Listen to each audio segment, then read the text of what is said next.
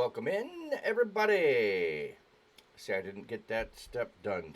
I had it started and I didn't finish. Come on, open up. Why are you not opening?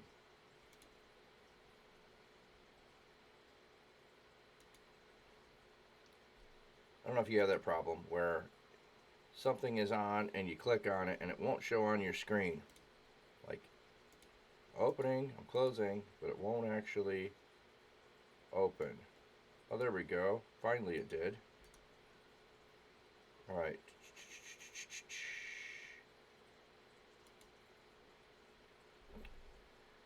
So I gotta get the glare off. So,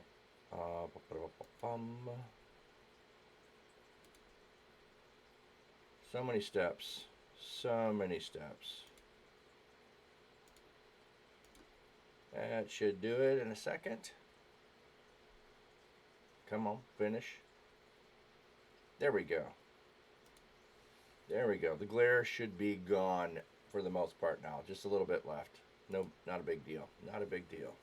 So, welcome in. Hope you're having a good day.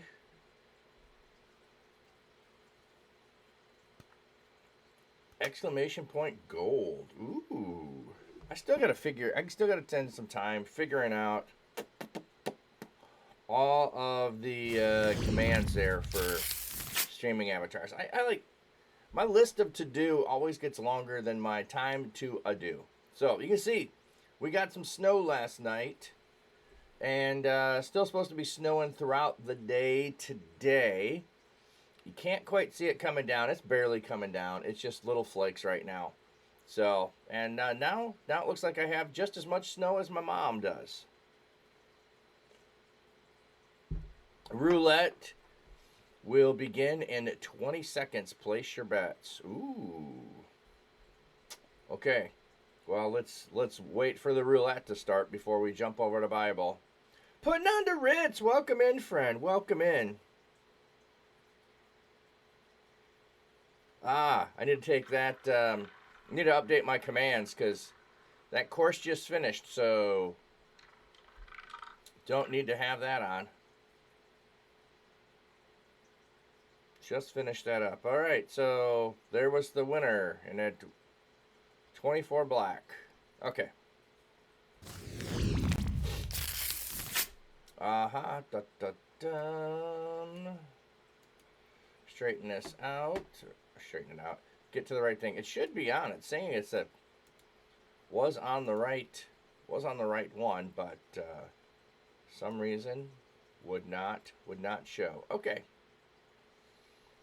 There we go. So we are in Numbers chapter 4. We got 3 chapters of Numbers done yesterday. Hey, just some guy. 26-month sub. So, if you want to know how long you've been able to sub, 26 months is the answer, my friends. 26 months.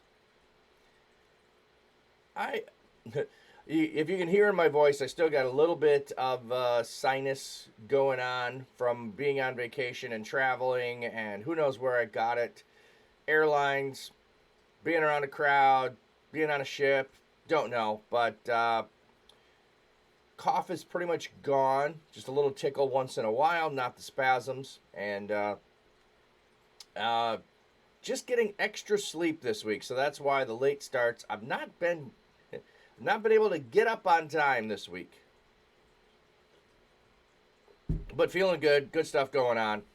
And just trying to get caught back up after being gone, if you know what I mean. And we're trying to get caught up in the Bible as well. I'm just going to go ahead and preventative cough drop to get started here so I don't end up with any issues. And another start of the new year. Well, the new year's well underway. I need to change that. Some of my auto timer things need to get changed. Also, by the way, let's see. Is it here? Nope, that's not it. Somewhere in here. That's not it either. I thought I had it. Huh. Well, I do have over in Discord. Okay, so We did the you went to Disney World once and came back with pneumonia as a souvenir. Oh, that's not good. Pneumonia can get serious. I tend to get sinus infections, so or other related colds. So, um, over in the Discord, there is a spot for you to be able to put songs in. So next week sometime, I got to figure out exactly when. Next week sometime, we're going to be doing brackets for Easter songs. So if you've got favorite Easter songs, you can go click the link to the song and enter it into the bracket tourney. If you guys don't do that, I will end up having to create them all myself. But if you've got a song, please go over to Discord and enter those songs in over the weekend so that we have some songs in there for the Easter song bracket challenge. And because we did this at Christmas. We did this as Christmas, and I thought it was fun. Let me just see. How many Easter songs do I have in my book?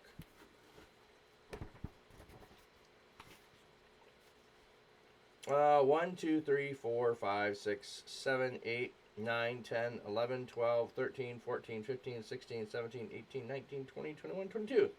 Okay, so I have 22 songs with stories in my book for Easter that we can take a look at next week and do our bracket challenge. So that's an upcoming thing next week. Hopefully that'll be a bunch of fun like we had at Christmas time for Christmas songs. And we did a bunch of secular song categories as well for Christmas songs as well as Christian songs. I don't really think there's a lot of Easter secular songs. I mean, you might have Here Comes Peter Cottontail, Hopping Down the Bunny Trail. That's the only one I can think of.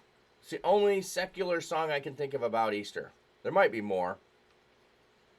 So, if you want to get in on the selection committee and request songs, whatever song you request and you say, hey, here's an Easter song that I like, you can go over to Discord, link it to a YouTube or a Spotify, and it will put the song in there so I can listen to it. We'll get the brackets made over the weekend and be ready to go on Monday.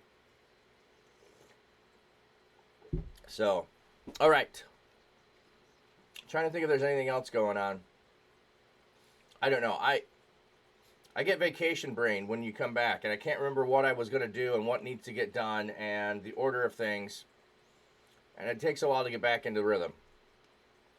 So, we're going to do that by getting into the Bible. So, questions as we go along. This is the book I probably, like I said, I've said this before, of the Torah, which is the first five books, it's the one I know the least. It's the one I never remember what it is other than, oh, goody, we get to count and do a census. Yay!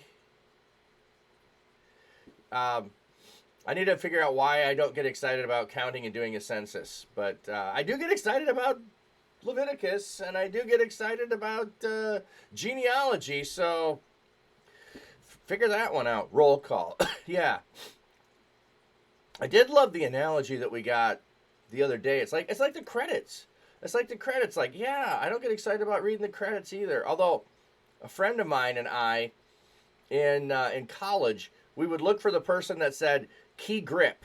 The key grip is the person that does the action clip thing. That's the key grip. And so we would look for whoever would show up as the key grip. Hey, Pop-Up Data Head. Good morning. Good morning. Tip of the cap. Okay. So, chapter 4 of Numbers. So we've got the census happened. After the census happened, each clan was assigned where they're supposed to be around the tabernacle. And when they move, the order of which you move in. And where you are to camp around and what responsibilities each place had for the items of the tabernacle within the tribes of Levi. So that's what we've got so far. Hey, Miss Jellybeans, good to see you. So that's what a key grip is? I always wondered. Yeah. I have no idea why it's called that. I have no idea why it's called that. Who knows? Okay. Bum, bum, bum. The Lord said to Moses and Aaron, take a census of the Kohathite branch of the Levites by the clans and families. Count all the men 30 to 50 years of age. Wait a minute. We were counting those. Okay, if you remember, 20 years old and older who could serve in the military among the 12 tribes. And remember, Levi's not counted in the 12 tribes. The 12 tribes were counted that are 20 and older.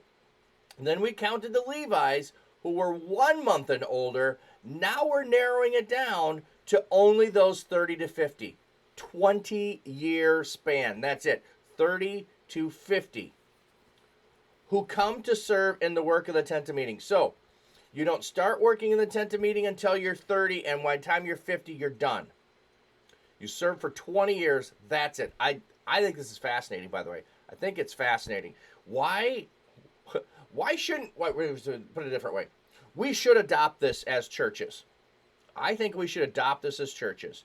That you start serving at age 30 in the church, and at age 50, you're done.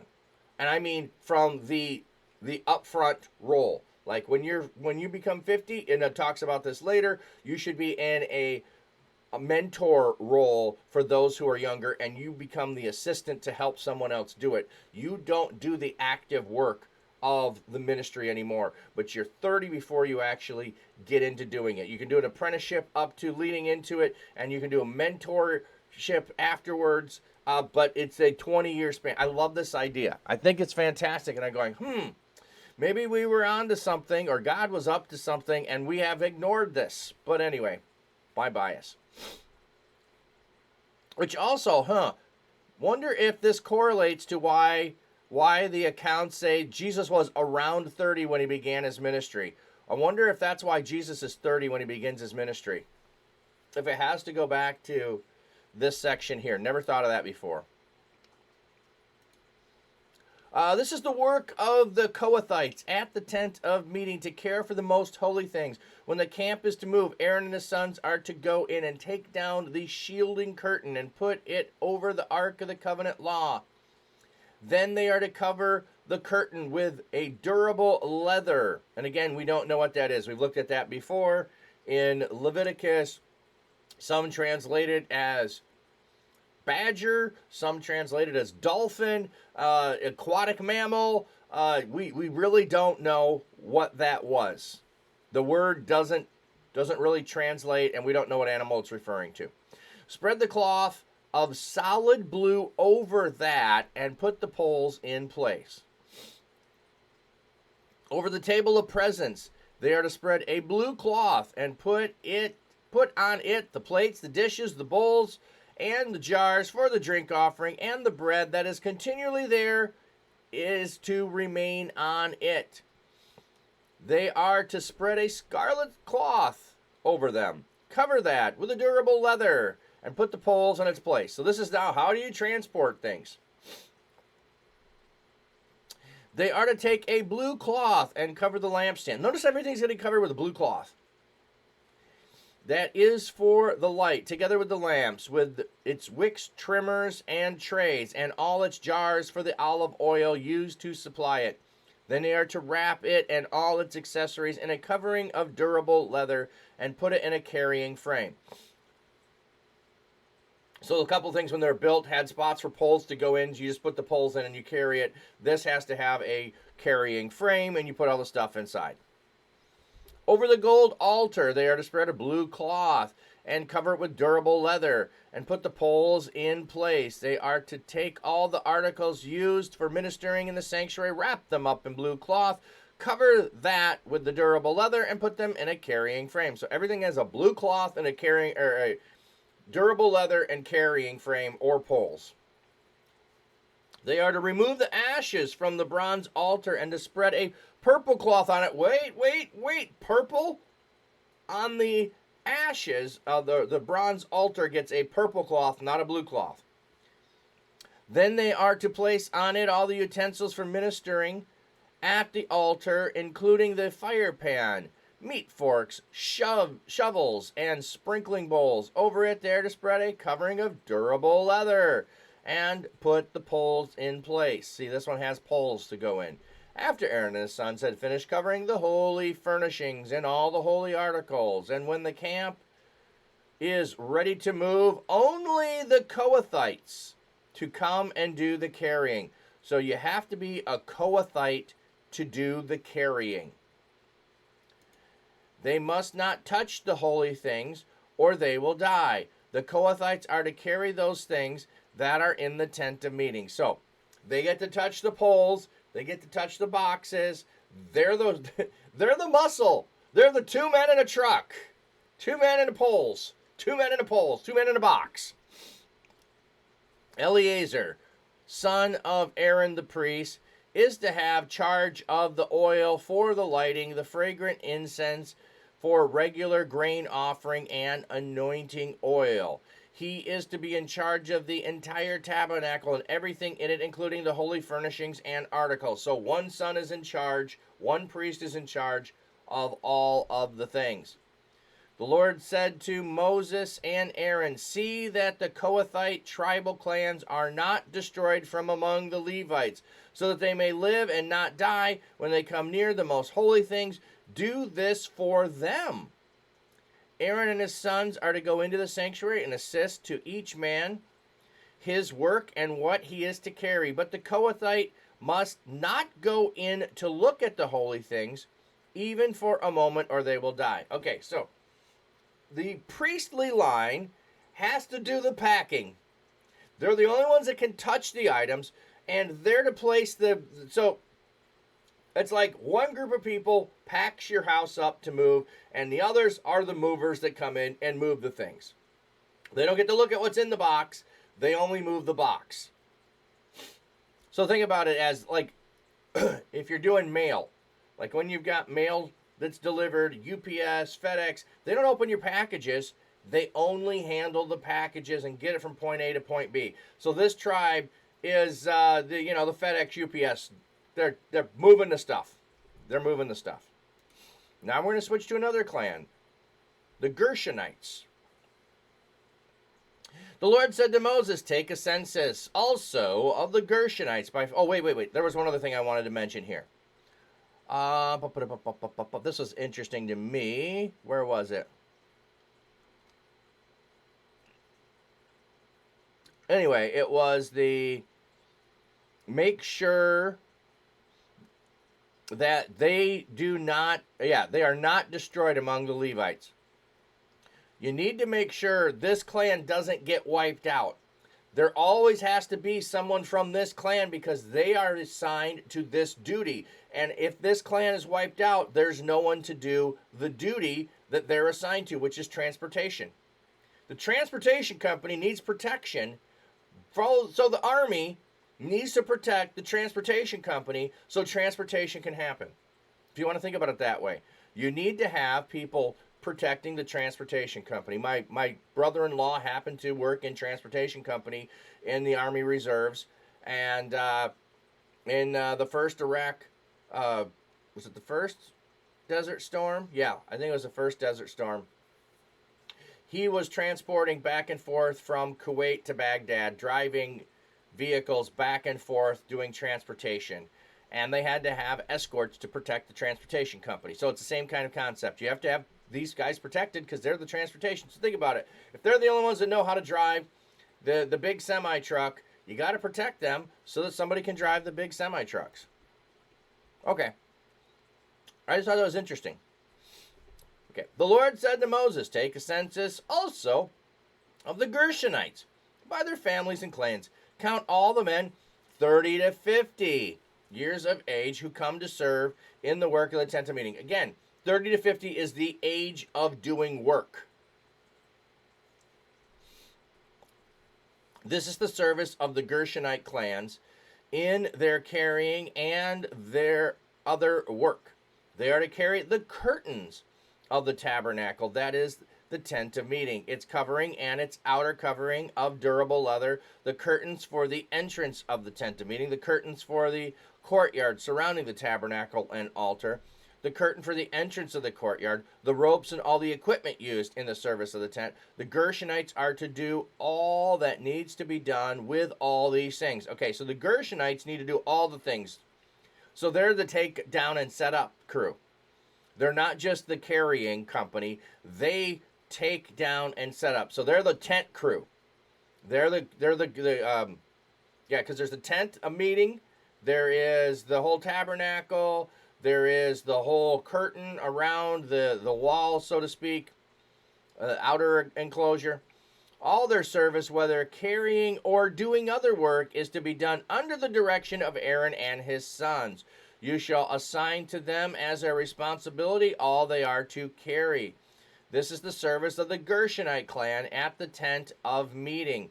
Their duties are to be under the direction of Ithamar, son of Aaron the priest. So, one son of Aaron, who's a priest, is in charge of all the articles inside the temple, the tabernacle, and the other son is for the tent itself. Count the Merarite by their clan and families. Count all the men from 30 to 50 years of age who come to serve in the work of the tent of meeting. Oh, notice there was no, hey, make sure the Gershonite clan doesn't get eliminated. There was no work, make sure the Gershonite clan doesn't get eliminated. There was for the other clan, the Korathites. For the Merarites, by the clans and families, count all the men 30 to 50 years of age who come to serve in the work at the tent of meeting as part of all their service at the tent. They are to carry the frames of the tabernacle, the crossbar, the posts, and the bases, as well as the posts that surround the courtyard and their bases, tent pegs, ropes, all the equipment and everything related to their use. Assigned to each man a specific thing he is to carry. This is the service of the Merarite clan as they work at the tent of meeting under the direction of Ithamar, son of Aaron the priest. So, all of the poles and the crossbars this crew gets. So you're dividing up part of, and maybe they get the surrounding, all the part of their service at the tent. Carry the frames. So, hey, Uncle Teddy! Thanks for the biddies, friend. Thank you for being here. All right, numbering the Levite clan. Moses, Aaron, and the leaders of the community commanded the Kohathites by their clans and family, all the men from 30 to 50 years of age who came to serve in the work at the tent of meeting, counted by clans, were 2,750. This was the total of all those in the Kohathite clan who served at the tent of meeting. Moses and Aaron counted them according to the Lord's command through Moses. The Gershonites were counted by the clan and the families, all the men from 30 to 50 years of age who came to serve in the work of the tent of meeting, counted by their clans and families, were 2,630. This was the total of those of the Gershonite clan who served at the tent of meeting. Moses and Aaron counted them according to the Lord's command. The Merarites were counted by the clans and families, all the men who were 30 to 50 years of age who came to serve in the work of the tent of meeting, counted by their clans, were 3,200. This was the total of those in the Merarite clan. Moses and Aaron counted them according to the Lord's command through Moses. So Moses, Aaron, and the leaders of the Israelites counted all the Levites by their clans and families, all the men that were 30 to 50 years of age, who came to do the work of serving and carrying the tent of meeting, numbered 8,580. At the Lord's command through Moses, each was assigned his work and told what to carry. Thus they were counted as the Lord commanded Moses. So, we get a lot of repetition, but like I said before, I feel like this is supposed to be, and I was trying to get emphasis there, of like royal decree reading for the people. Like this is like the royal record of people.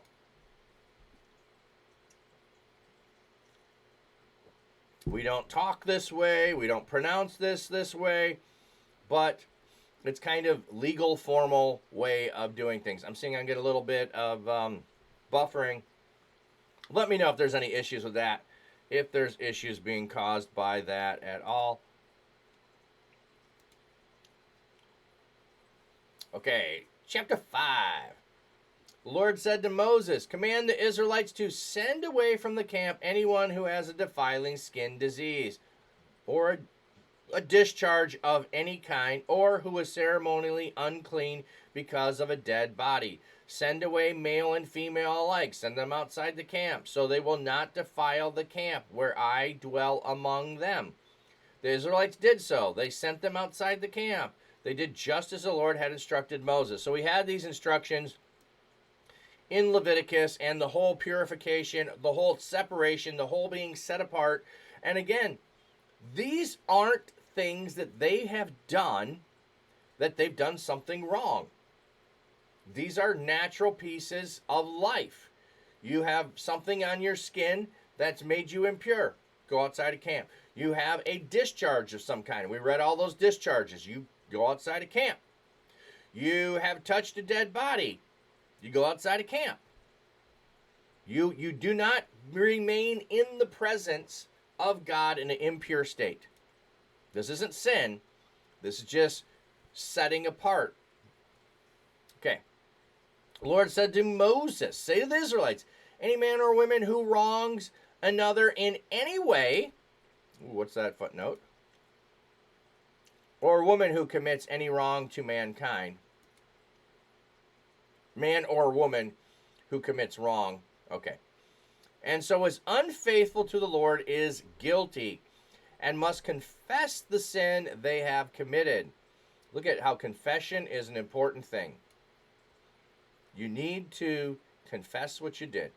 They must make full restitution for the wrong they have done, add a fifth of the value to it, and give it to the person they have wronged. So when you do something wrong to someone, you add 20% back. You add 20% to make it right. But if the person has no close relative to whom restitution can be made for the wrong, the restitution belongs to the Lord and must be given to the priest, along with the ram with which atonement is made for the wrongdoer. All the sacred contributions to the Israelites bring to the priest, which belong to him. Sacred things belong to their owners, but what they give to the priest will belong to the priests. Okay, so if I do wrong to someone else and they die and there's no relatives to make restoration to, I make restoration by giving it to God, by giving it to the priests. All of that I need to make restoration goes to the priests. And if I make wrong to you, I restore it to you. If I'm able to, if you're not able to receive it, I give it to God. That's kind of cool thing. Uncle Teddy, with my genetic disorder, I would be banished from camp for life. These bumps all over my skin. That's a great question, Uncle Teddy. I don't know. Because when we went through the diseases that were mentioned, the skin diseases, they were all essentially diseases that were contagious diseases and would spread to someone else. So it doesn't talk about it talked about like rashes or okay. It's just a rash. So I don't know if, for instance, skin discoloration or growths on the skin that were not contagious aren't classified, aren't mentioned. So I don't know how those would have been treated. Neurofibromatosis is what you have? Okay. Did not know that. What's interesting though, is the number of pastors that I know, and I know a lot of pastors, so maybe that's why I know quite a few, whose wives have illnesses that are ongoing and medicated, but not curable. I know quite a few. No matter what the condition is, I know lots that are on permanent medication, no chance for restoration, and or pastors that have ongoing chronic illnesses. I really wonder. That's a good. I never thought of that. Where would we stand with those chronic illnesses? So, for instance, I'll just take myself. My wife's isn't a skin disease, and it has nothing to do with the classifications here. But let's just say it would make me impure. To be with her would mean I would need to be set apart, go through the process of being made clean, and then go work in the temple tabernacle until my work was done. And as we looked at in Luke with Zechariah, you served for a period of time, and then your service was done, and you'd go back home. I would go do my service, be away from family the entire time I do the service, and then I could return home. And you can see there's a lot of people be able to do the work. So they would call the bumps witch bumps. Oh, is that a thing that they've been called before? I'm not familiar with that term, but I'm guessing you would be much more familiar, Uncle Teddy.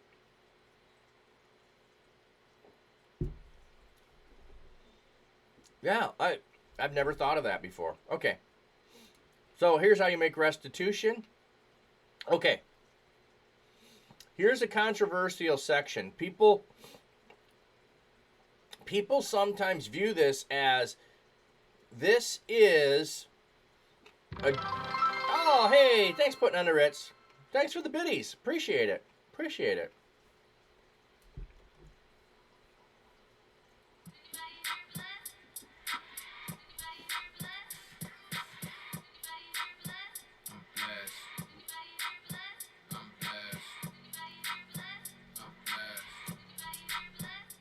Okay, so as we're getting into this next section, one of the things that people I hear do is they read it from a patriarchy, suppressing women point of view and think this is awful. And actually what this is this is anti-patriarchy. This is really anti-patriarchy in here because it is providing an opportunity for women to have a fair trial. That's really what's going on here. It is so that men can't make false accusations against their wives. I see it that way. This is a way for women to have justice. This is not a way for a man to get away with something or for men to oppress women. This is the exact opposite. So as we read it, notice for those things of how does this help a woman be able to not just be oppressed? Because that's how I see it. I see this as a way for a woman to just avoid false accusations and oppression, which in any other society, women did not have any means to have restoration built into a system. They just didn't do that. No, man's word was it. Didn't have to have witnesses. And when there are no witnesses, how do you prove something? So this is going to be a way of letting God decide, but then notice the potential consequences for the man. Okay. Then the Lord said to Moses, speak to the Israelites and say to them, if a man's wife goes astray and is unfaithful to him, so that another man has sexual relations with her, and this is hidden from her husband, and her impurity is undetected, since there are no witnesses against her, and she has not been caught in the act. And if feelings of jealousy come over her husband, and he suspects his wife, and she is impure. Okay, so notice that. This is suspicion. So think about this. How often haven't you come across someone who is super jealous of their spouse having any conversations with someone of the opposite sex? And every time they see that person talking with someone of the opposite sex, they assume that they're flirting and they assume that sex will follow afterwards. It has more to do usually with the person that's paranoid and jealous than it does with the other person. It's clearly not a new thing. Or if is jealous and suspects her even though she is not impure. Okay, so this is whether or not she's done something. He's got these feelings. He feels this, and it's true. He feels it, and it's false. Then he is to take his wife to the priest. He must also take an offering, a tenth of an ephah of barley flour on her behalf.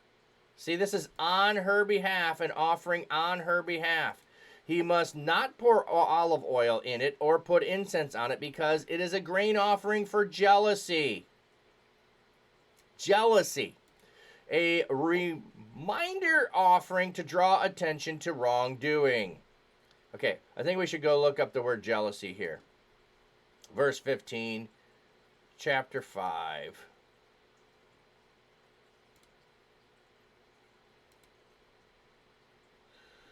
Bum, ba, bum, bum, bum. Oh, we can look at it here at 14. Jealousy right at the beginning. The spirit of jealousy. Kinah. Strong's 8. Hey, Miss Jellybean, thanks for getting the words. Kinah.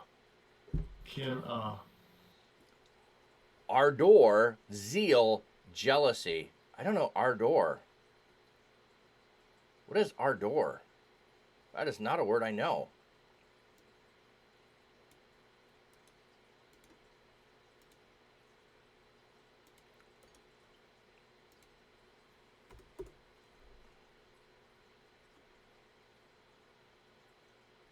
Not what I'm looking for.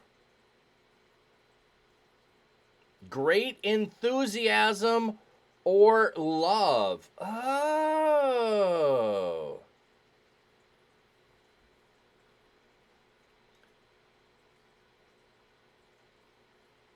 Ardor.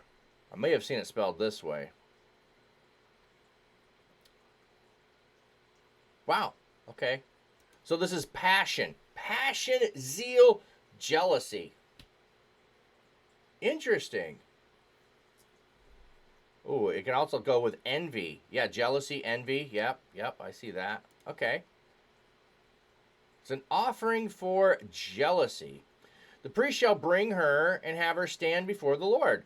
Then he shall take some holy water in a clay jar and put some dust from the tabernacle floor into the water. Okay, why the dust from the tabernacle floor?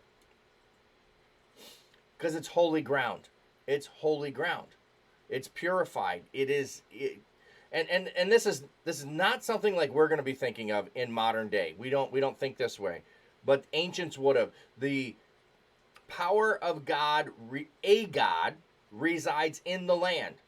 So to have the dust on you, this is why you shake the dust of yourself off when you go from a town that doesn't follow God, is you don't want that dust on you from the unbelievers, from a false god. It's also why Naaman wants to take dirt with him back to Syria, because he wants the power and worship of the true God to be able to happen back in his home country when he's not in the land. So the dust is going to be holy from being in the tabernacle. Put it into water. After the priest has had the woman stand before the Lord, he shall loosen her hair and put in her hands the remaining offering, the grain offering for jealousy, while he himself holds the bitter water that brings a curse. Then the priest shall put the woman under oath and say to her, if no other man has had sexual relations with you, and you have not gone astray and become impure while married to your husband, may this bitter water that brings a curse not harm you. But if you have gone astray while married to your husband, and you have made yourself impure by having sexual relations with an other than your husband, here the priest is to put the woman under this curse. May the Lord cause you to become a curse among your people when he makes your womb miscarry and your abdomen swell. Okay, so this is an interesting phrasing here. Make your womb miscarry and your abdomen swell. Don't know exactly what that means. I mean, you can just read the surface. She's going to have a miscarriage. Then that would be evidence it wasn't her husband's. So that seed isn't passed on. And your abdomen swell would be if you're not pregnant, I think. I'm not sure. Is it one or the other, or it's this and then that? Okay. May this water that brings a curse enter your body so that your abdomen swells and your womb miscarries. Okay, so that they read it in one order and then they do it the other way. It's like your abdomen's going to swell and then miscarriage will happen. Then the woman is to say, amen, so be it. Okay, so think about this for a minute. If you are a woman who's brought here to do this, you are trusting that you aren't going to have this happen if you've done nothing. It should do nothing. It should have no consequence. It should, because you know you haven't done it. There should be no fear in it. If you've done this, chances are you might not want to go through with it. You might not want to even have that happen. You're not going to carry on the ruse of it. You might admit your sin at that point and avoid this. At least that would be how. The other thing is, I don't know if there's any record that this actually ever happened, if they ever did this. But as again, I want us to see it. This is not a punishment to the woman. This is a way to carry out and say, hey, God's the judge. Your husband might be in the wrong. And so, hey, nothing will happen to you. Your husband's just a jealous jerk, and he's suspicious, and we're going to validate you so he can stop being jealous. That's how I see this. That's how I see this supposed to be happening. Hallelujah. Thank you, Jesus Christ, our Lord, holy, perfect God, most high. Bless, Blekif? Hey, welcome in. I'm not sure I'm pronouncing that right. God bless you all, guys. Hey, thank you. Is it Blessif? Blekif? Help me out here.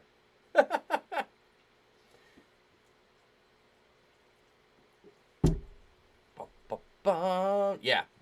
Okay. Anyway, thanks. Hey, good stuff. Then the woman is to say, yes, so, amen, so be it. So be it, yeah. I agree to this because I've done nothing. I think that's the intended thought here. The priest is to write these curses on a scroll and then wash them off in the bitter water. So, like, the ink is to go in the bitter water. Like, he's writing the curse and it goes in there. He shall make the woman drink the bitter water that brings a curse, and this water that brings a curse and causes bitter suffering will enter her. The priest is to take from her hands the grain offering for jealousy, wave it before the Lord, and bring it to the altar. So she has it, the priest waves it, the priest offers it. So she's making an offering to God. God, I'm innocent. My husband is jealous. The husband provides the offering, she brings it. The priest is to then take a handful of the grain as a memorial offering and burn it on the altar. After that, he is to have the woman drink the water. If, she has made herself impure and been unfaithful to her husband, this will be the result. When she is made to drink the water that brings the curse and causes bitter suffering, it will enter her, and her abdomen will swell, and her womb will miscarry, and she will become a curse. Excuse me. Sorry about that. Apparently, my throat's going to spasm today. Yes, this is NIV. This is NIV. I use that because it's a very readable English.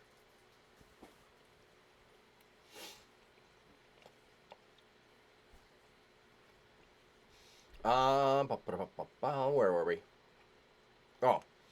If, however, the woman has not made herself impure but is clean, she will be cleared of guilt, and she will be able to have children. See, this to me is the point of it.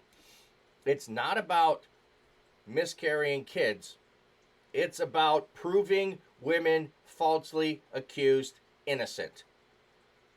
Rather than the husband continue to be accusing this woman constantly of being in affairs and all that. He's just has a jealous issue that's in his own heart. His own heart is impure. This is a way to bring restoration and get rid of the false accusations. That's what I see as the primary thing here. Not the women going around in infidelity. It is jealous husbands being put to shame, if you want to call it that way. This then is the law of jealousy when a woman goes astray and makes herself impure. while married to her husband, or when feelings of jealousy come over a man because he suspects his wife. So it's for both, but we tend to only want to focus on the woman went astray and we've got to correct them. It's the patriarchy. No, this is anti-patriarchy because it's providing restoration for women when men are jealous for no reason.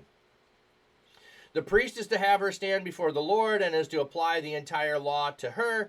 The husband will be innocent of any wrongdoing, but the woman will bear the consequences of her sin. Okay, so if she's guilty, then then this will happen. If not, the husband is innocent of any wrongdoing if she miscarries. So, and bearing the consequences of is carrying it. So it's carrying the shame, carrying all the stuff, carrying the action of miscarriage, all those things. And likely at this point, divorce would likely follow. It doesn't say that specifically, but carrying the consequence, well, the consequence for infidelity could also be stoning.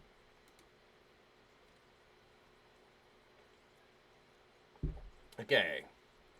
Ooh, we're going to get to the Nazarite, which we were just reading in Luke about some connections with Jesus being from Nazareth. Oh, okay. Yeah, good question. This is the reading plan for the Bible in a year from the Bible app. So it's a reading in the Bible in a year plan. So here's what we did in January. Psalm, Matthew, and Genesis for the most part. Proverbs in there too. February, Psalm, Matthew, Job. Then into Mark. And then into Deuteronomy or Exodus. Starting Deuteronomy. No, sorry, not Deuteronomy. There was a passage Deuteronomy. Oh, that was just the February 28th. Sorry, Job. And then we did Leviticus, and now we're into Numbers here in March. And we've gone from Mark, and we've started Luke. So, this is on the Bible app, which you can follow along there. Or if you want a link to the spreadsheet here, and I have to type it in from the Bible app, which I really wish there was a downloadable, or I could pull it up and see it on a page and just copy and paste it. It doesn't let me do that. So I have to go in every single day, look for the readings, and then type them here. But that's the plan we're using. So I am doing this on stream, and I've got about 35, 40 other people that are reading the Bible in a year with me on the Bible app, and we comment over there as well. So if you want that, I can send you the invite to that at some point. But being we're quite a ways in, I don't know if it'll let you still join the reading plan or not, but you can always get it here and just pick up where we're at. So I'm a little behind here. If you notice, this is March, so this is March 16 that we just read Numbers 4, and that's because I was gone on vacation, and so we're getting caught up. So we're doing that by just reading Luke Tuesday, reading Numbers today. Hopefully we get through Numbers 12. Yeah, I don't know that we will. But we'll get far, and next week we'll be caught up for sure. Oh, and by the way, I'm not reading the Psalms or Proverbs on stream, so just thinking you can read those on your own. I usually read those over the weekend, is what I do. I read all the Psalms and Proverbs over the weekend to get ahead for the week, and then I read the Gospel or the Torah section on stream. So, thanks for asking. Thanks for asking, friend. Okay.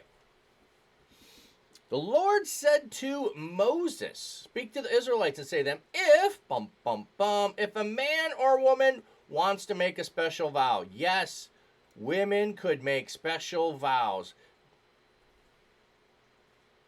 A vow of dedication to the Lord as a Nazarite.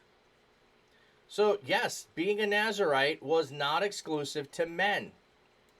They must abstain from wine and other fermented drink and must not drink vinegar made from wine or other fermented drink. So, notice, vinegar is excluded as well. Essentially, vinegar is wine that has been continued to ferment after being made into wine. So, it's like wine that has gone even further. They must not drink grape juice or eat grapes or raisins. Huh. I'm wondering what the word is for grape juice there. Wondering what the word is for grape juice. I don't think I've normally seen it translated as grape juice. So 6-3.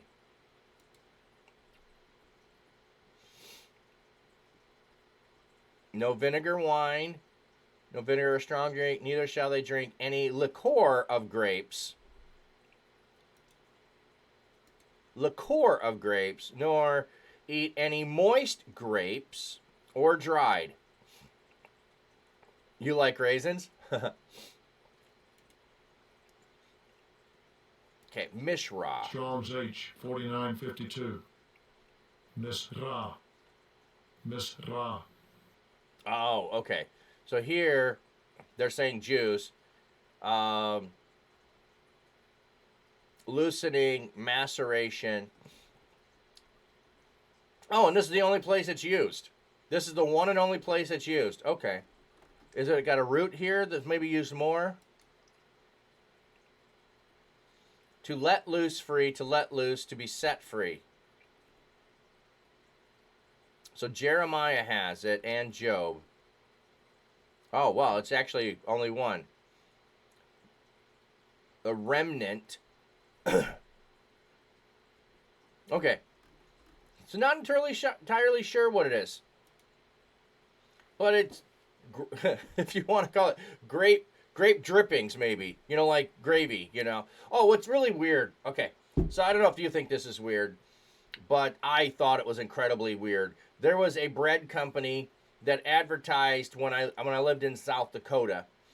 And one of the things they advertised about is the whole ingredients in their bread. And they would say, and raisin juice. And I'm like, excuse me, raisins are dried. They have no juice in them. That's the whole point of a raisin, is that it's devoid of the juice. So what is raisin juice? Are you just calling grape juice raisin juice? Or do you rehydrate the raisin and you just soak raisins in water and you take the water off of the raisin? Like this concept just made like no sense. Like raisins don't have juice, buddy. But that was like, and they would just like emphasize it. And raisin juice. Like everyone's supposed to go, ooh, your bread must be amazing. It's got raisin juice. And I just went, it's not a thing. Anyway. So don't know what that means entirely. The freed, drink the freeness of the looseness of the raisin. So maybe it's just like suck the juice out of, like put a raisin in your mouth or a grape in your mouth, suck the juice, and then just spit the raisin out. Like, have you ever done that? Like, well, I think of peaches, for instance. Like, you bite a really fresh peach and the juice is all running down your chin when you bite into, or watermelon might be a good example of that too. Like, you could probably put watermelon in your mouth, suck the juice out of the watermelon, spit the whole watermelon out, not just the seed. I wonder if it's talking about a practice like that. Don't even just like suck on the raisin, I keep saying raisin, suck on the grape and spit the whole grape out, like the juice would trickle in. Don't even do that. I don't know if it's that, like loose juice. I don't know, loose juice, that sounds weird. Anyway, don't know what it means, but it's like avoid it completely is really what it's saying. Because it's saying, or eat grapes, or eat raisins. So don't even take any of it from the vine. As long as they remain under the Nazirite vow, they must not eat anything that comes from the grapevine, not even the seeds or skins. So, like, avoid raisins entirely. Avoid grapes entirely. Avoid, probably also, I don't know if you've ever had this. I've had this when I was in Romania. Grape leaves are used in cooking. So, if you ever used cabbage rolls, you can use grape leaves to do the same thing. Yeah, no loopholes for God. Exactly. Exactly. God is closing the loophole. You're making a vow. You're abstaining from all this. The vow makes you, and remember, anyone who wants to make a special vow, this is voluntary. Other than a few occasions where God gives a command for someone to become a Nazirite, it is taken as a special vow. I am going to set myself apart for a particular period of time and place and space. And we'll get into more of that.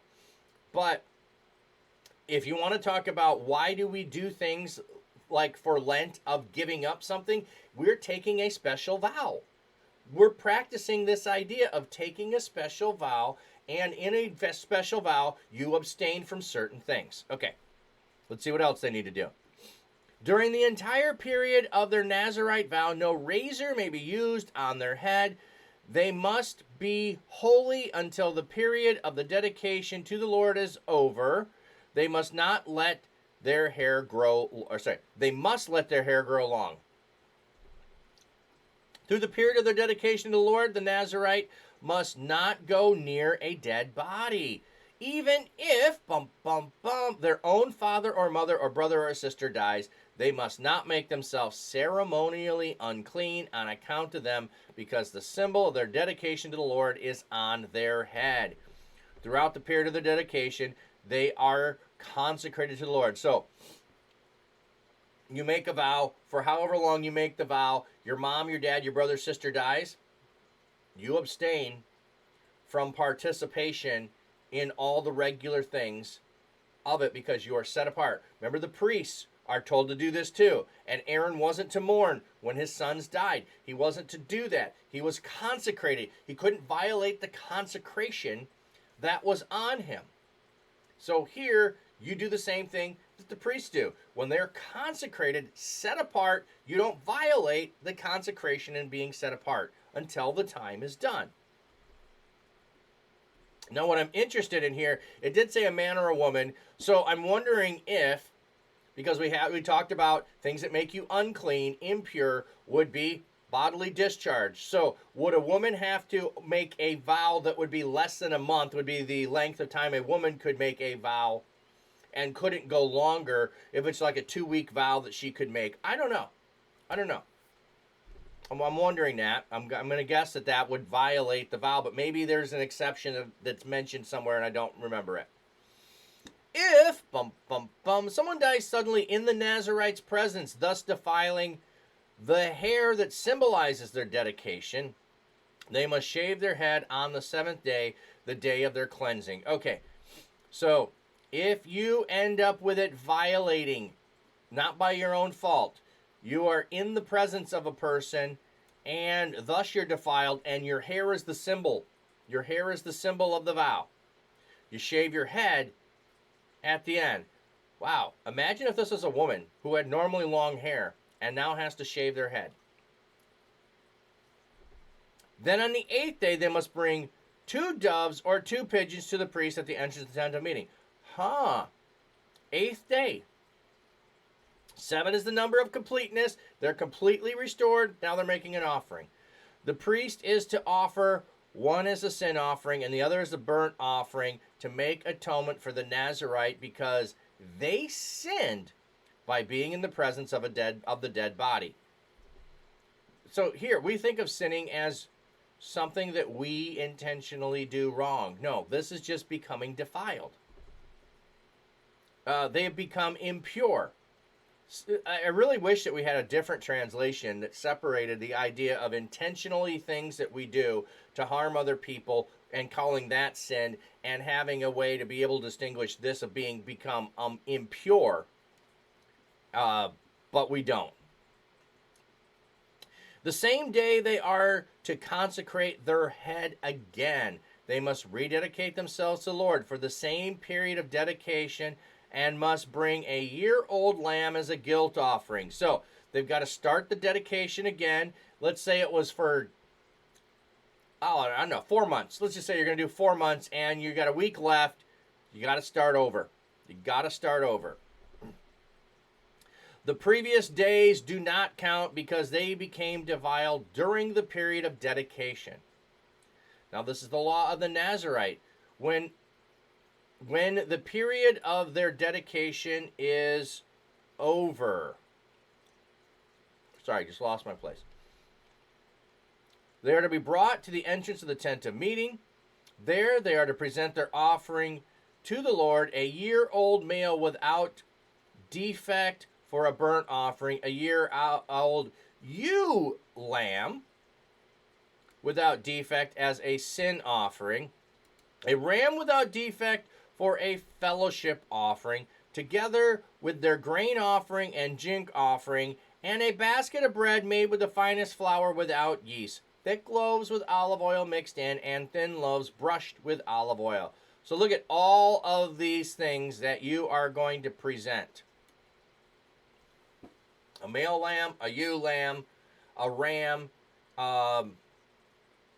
grain offering, drink offering, bread offering, two kinds of bread offering, all of these things because you made a vow.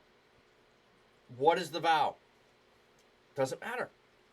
You make a Nazarite vow. I'm not going to do this. I'm going to do all these things, and I'm going to praise God at the end of it. I don't know. I just love these kind of things. The priest is to present all these before the Lord and make the sin offering and the burnt offering. He is to present the basket of unleavened bread and is to sacrifice a ram as the fellowship offering for the Lord, together with the grain offering and the drink offering. Then at the entrance of the tent of meeting, the Nazarite must shave off the hair that symbolizes their dedication. They are to take the hair and put it into the fire that is under the sacrifice of the fellowship offering. So your hair that was the symbol of your dedication is burnt. It's given to God. It's given to God. Now, I wonder if shave off the hair, if this is just cut your excess hair. I wonder if that's what it means. Like we think the word shave means like bare skin. I don't know if shave means bare skin or shave just means haircut. So I don't know if that really means, like for instance, women who are doing this, if they would just be cut off the excess hair that was for dedication. Just like if your hair is normally here and you let it grow and it's 6 inches long, you cut the 6 inches long, you dedicate the 6 inches. And the same would be with a man. Or do you shave your head completely bald? I'm not entirely sure on that. Not entirely sure. So, after the Nazarite has shaved off the hair that symbolizes their dedication. See, that's what I said. The hair that symbolizes their dedication doesn't say their whole head. Yeah, I don't know that it's a buzz cut because there's shame in having a shaved head. So I think it's just the excess hair. I think that's it, but I could be wrong. I don't know. I've not studied that aspect particularly.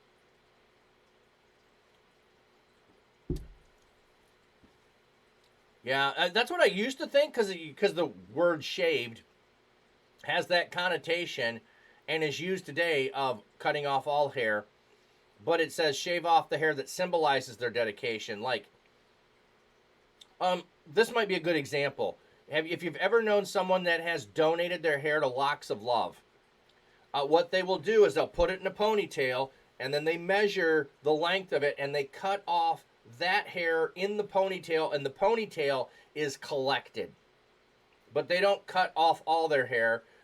They just cut off the ponytail for giving to Locks of Love. So that might be a more accurate image there, is that you would collect that extra hair that was the symbol of things, cut that off, and give it. Anyway, I'm not sure. I really don't think it means a buzz cut. I some reason just don't think that makes sense. Because that happens in other places when you are being ritually restored to things. But anyway, I'm unclear.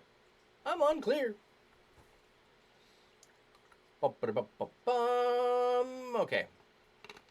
I was waiting for this. Okay, the priest is to place the hands on the boiled shoulder of the ram.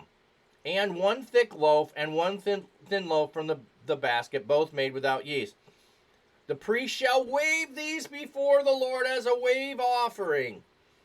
They are holy and belong to the priest. They are the breast that was waved and the thigh that was presented. After that, the Nazarite may drink wine. So, again, waving to God. These have been presented, and the priest gets to go eat them. I saw a movie that the character had a braid in his hair, and that was his promise or memorial hair, but it wasn't all of his hair. Yeah, Lucis, that's what I'm thinking it might be. That's what I'm thinking it might be. Something along those. Sandy Darko, welcome in. Good morning. Good morning. After that, the Nazarite may drink wine. And notice, it doesn't go through all the other stuff. It's like, yeah, you're restored to your capacity to partake in all those things. This is the law of the Nazarite who vows offerings to the Lord in accordance with their dedication, in addition to whatever else they can afford. They must fulfill the vows they made according to the law of the Nazarite. So, this is the minimum. You can do more. You can do more. Hey, putting on the Ritz. I don't think I said hi to you. Putting on the Ritz. Welcome in. Johnny, welcome in. If you've been lurking, awesome. Okay. So this is an extra thing. This is not a requirement, but you will say, I want to dedicate something to God. I want to celebrate. I want to show my dedication to God. I'm going to abstain for a period of time and all that. I love that song. Yeah. It's a fun song.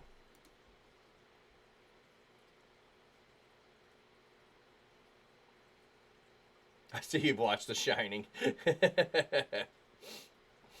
The Lord said to Moses, tell Aaron and his sons, this is how you are to bless the Israelites. Say to them. Okay, so I know lots of pastors, and some of them, this is the blessing that they give every time at the end of the service. I'm gonna leave it on screen. I was gonna say I'll pull it up and do a big blessing. So I do a different one, but some pastors, this is the one they do. The reason they do that is here it says, tell Aaron and his sons, this is how you are to bless them. Say, the Lord bless you and keep you. The Lord make his face shine on you and be gracious to you. The Lord turn his face towards you and give you peace. So that's how a lot of pastors I know end their service with that. Because here in Numbers, this is the one that was given to Aaron and to the... By the way, I have a shortened version of that on a placard. So, Johnny, I saw Stephen King in person. He did a lecture on the sequel to The Shining, Dr. Sleep. He's a strange cat for sure. Yeah. Yeah, he is. I'll say that. So they will put his name on the Israelites, and I will bless them. So look at the putting the name on them. So we go back to, you shall not bear the name of the Lord your God in vain. Aaron is putting the name of God on them. They are bearing the name by proclaiming to follow God. So not bearing the name in vain is, I have the name of God upon me. Aaron the priest has placed it upon me. Remember, we had the symbolisms of where the Israelites were on the priestly garbs. Always before God, always on the priest, always being carried into the Holy of Holies on behalf of the people. Here, it's being reciprocated by the Lord bless you and keep you. The Lord make his face to shine on you and be gracious to you. The Lord turn his face towards you and give you shalom. Give you peace. That's how they are to be blessed. Such good stuff. Okay. When Moses finished setting up the tabernacle, he anointed and consecrated it and all its furnishings. He also anointed and consecrated the altar and all its utensils. And we already read about this. So this is like a repeat. It's just like a remembering. Then the leaders of Israel, the heads of the families, who were the tribal leaders in charge of those who were counted, made offerings. Okay, so we're picking up, Moses did all these things. What happened next? They brought as their gifts before the Lord 6 covered carts and 12 oxen, an ox from each leader, and a cart from every 2. These were presented before the tabernacle. So 2 tribes both put an ox, and then they load the cart from the tribes.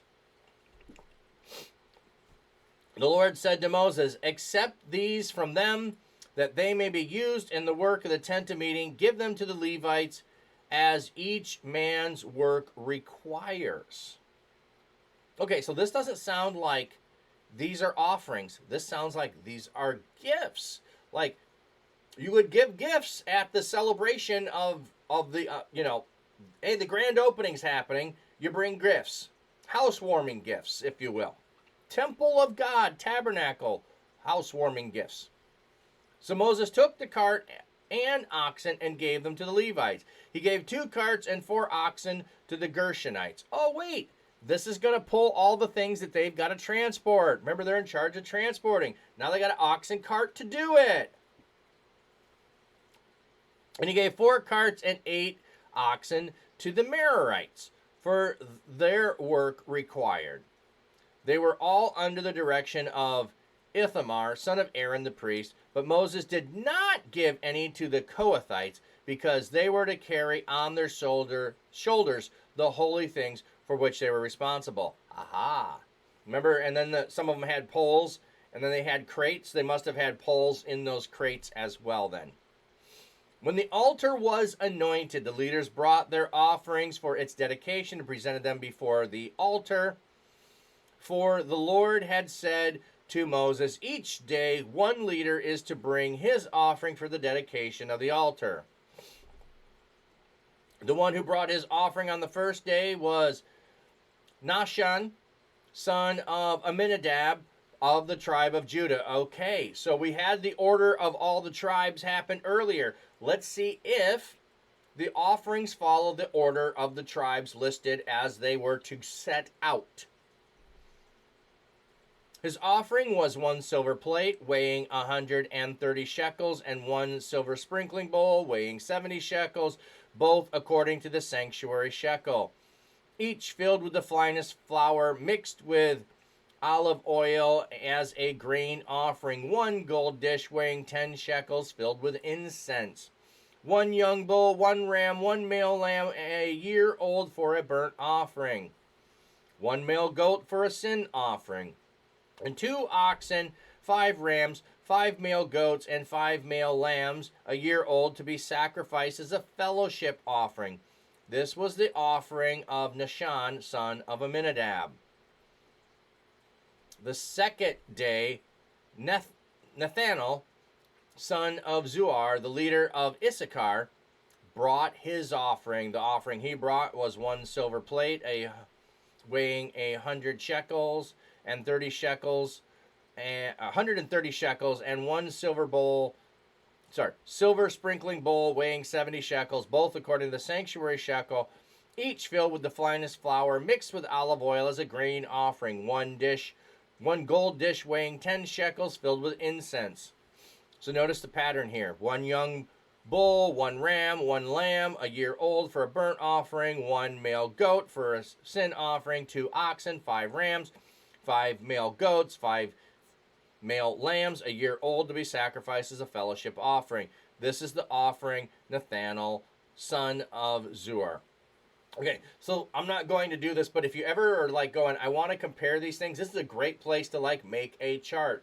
Put the person on the top of the chart, their name, count down all the different offerings that they could make at boxes on the side. What was gold? What was silver? What was flour? What was a lamb? What was all those things? What was the fellowship offering? And notice the differences between them or how large they were as far as the shekels that they weighed. You could make a whole chart of this and you can see really quickly what's the same, what's different. I'm not going to take time to make a chart, but that's a great way to study when you have a whole bunch of stuff together. On the third day, Eliab, son of Helon, the leader of the people of Zebulun, brought his offering. His offering was 1 silver plate weighing 130 shekels and 1 silver sprinkling bowl weighing 70 shekels, both according to the sanctuary shekel, filled with the finest flour, mixed with olive oil as a grain offering, 1 gold dish weighing 10 shekels, filled with incense, 1 young bull, 1 ram, 1 male lamb, a year old for the burnt offering, 1 male goat for the sin offering, and 2 oxen, 5 rams, 5 male goats, 5 male lambs, a year old, to be sacrificed as the fellowship offering. This is the offering of Eliab, son of Helon. Wondering if ritual animal sacrifices are still done in certain religions. I don't know. I do not know. I'm going to guess the answer is yes, that there probably are. I don't know if that's like a regular daily thing like this is talking about, with the temple having daily sacrifices, if there would be regular worship weekly gatherings where it would be, but I am probably good in saying special occasions, there probably is. There probably are special ritual ceremonies for special occasions that probably there is.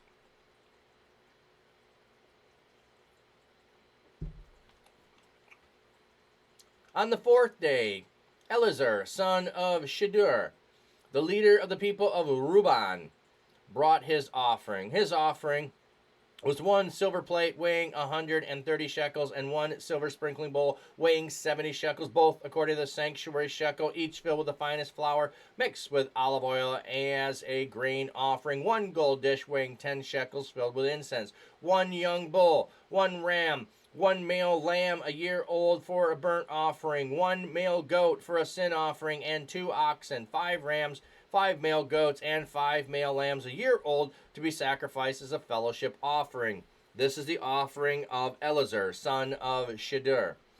On the 5th day, Shelumiel,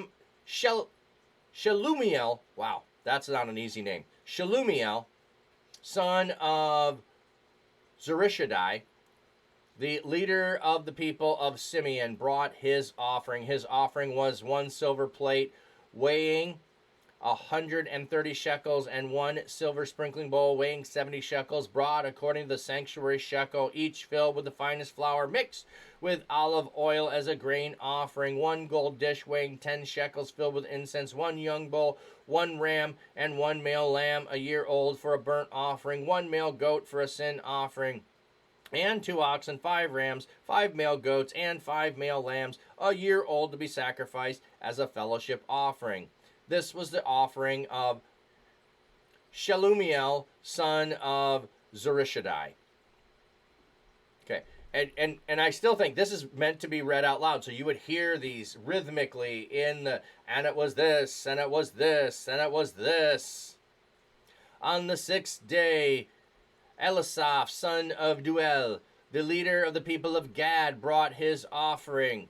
His offering was 1 silver plate weighing 130 shekels and 1 silver sprinkling bowl weighing 70 shekels, both according to the sanctuary shekel, each filled with the finest flour, mixed with olive oil as a grain offering, 1 gold dish weighing 10 shekels, filled with incense, 1 young bull, 1 ram, 1 male lamb a year old for the burnt offering, 1 male goat for the sin offering, and 2 oxen, 5 rams, 5 male goats, and 5 lambs a year old, to be sacrificed as the fellowship offering.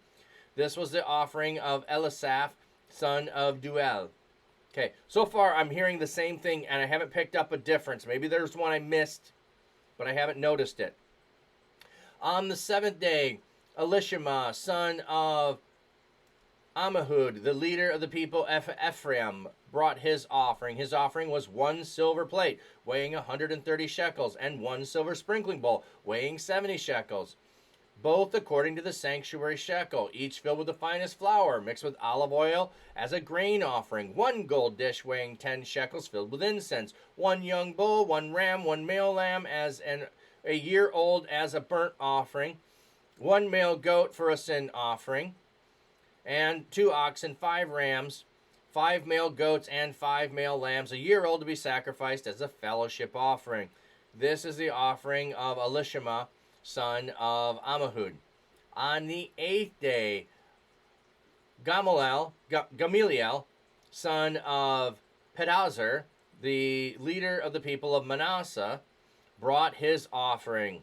His offering was 1 silver plate weighing 130 shekels, and 1 silver sprinkling bowl weighing 70 shekels, both according to the sanctuary shekel, each filled with the finest flour, with olive oil as a grain offering. 1 gold dish weighing 10 shekels, filled with incense. 1 young bull, 1 ram, 1 male lamb, a year old for the burnt offering. 1 male goat for the sin offering, and 2 oxen, 5 rams, 5 male goats, and 5 male lambs, a year old, to be sacrificed as the fellowship offering. This was the offering of Gamaliel, son of Pedazur.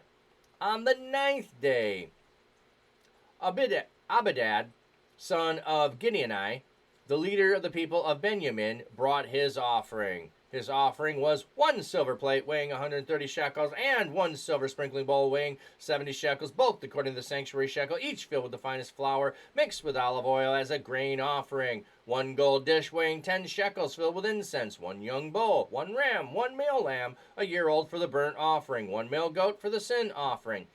And 2 oxen, 5 rams, 5 male goats, and 5 male lambs, a year old, to be sacrificed as a fellowship offering. This was the offering of Abinadab, son of Gideoni.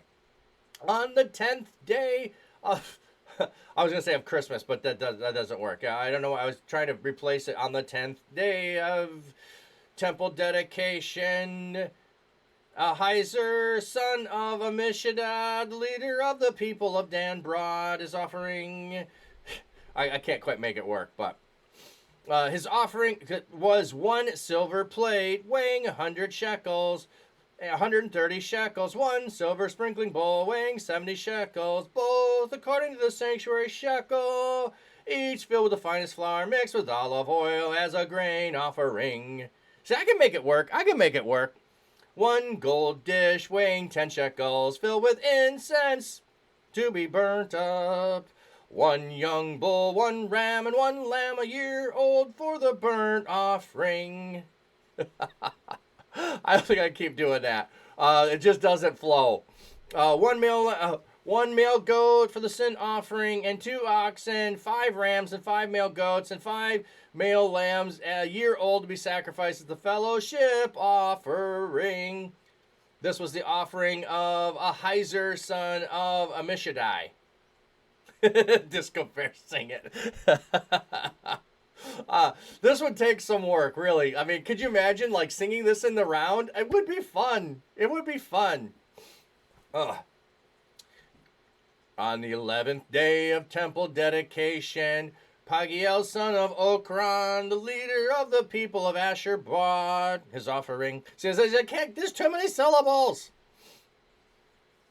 His offering was 1 silver plate weighing 130 shekels, and 1 silver sprinkling bowl weighing 70 shekels, both according to the sanctuary shekel, each filled with the finest flour, with olive oil as a grain offering. 1 gold dish weighing 10 shekels, filled with incense. I keep wanting to go into it. 1 young bull, 1 ram, and 1 male lamb, a year old, for a burnt offering, and 1 male goat for the sin offering, and 2 oxen, 5 rams, 5 male goats, and 5 male lambs, a year old, to be sacrificed as a fellowship offering. This is the offering of Pagiel, son of Okran. On the 12th day, Ahira, son of Enan, the leader of the people of Naphtali, brought his offering.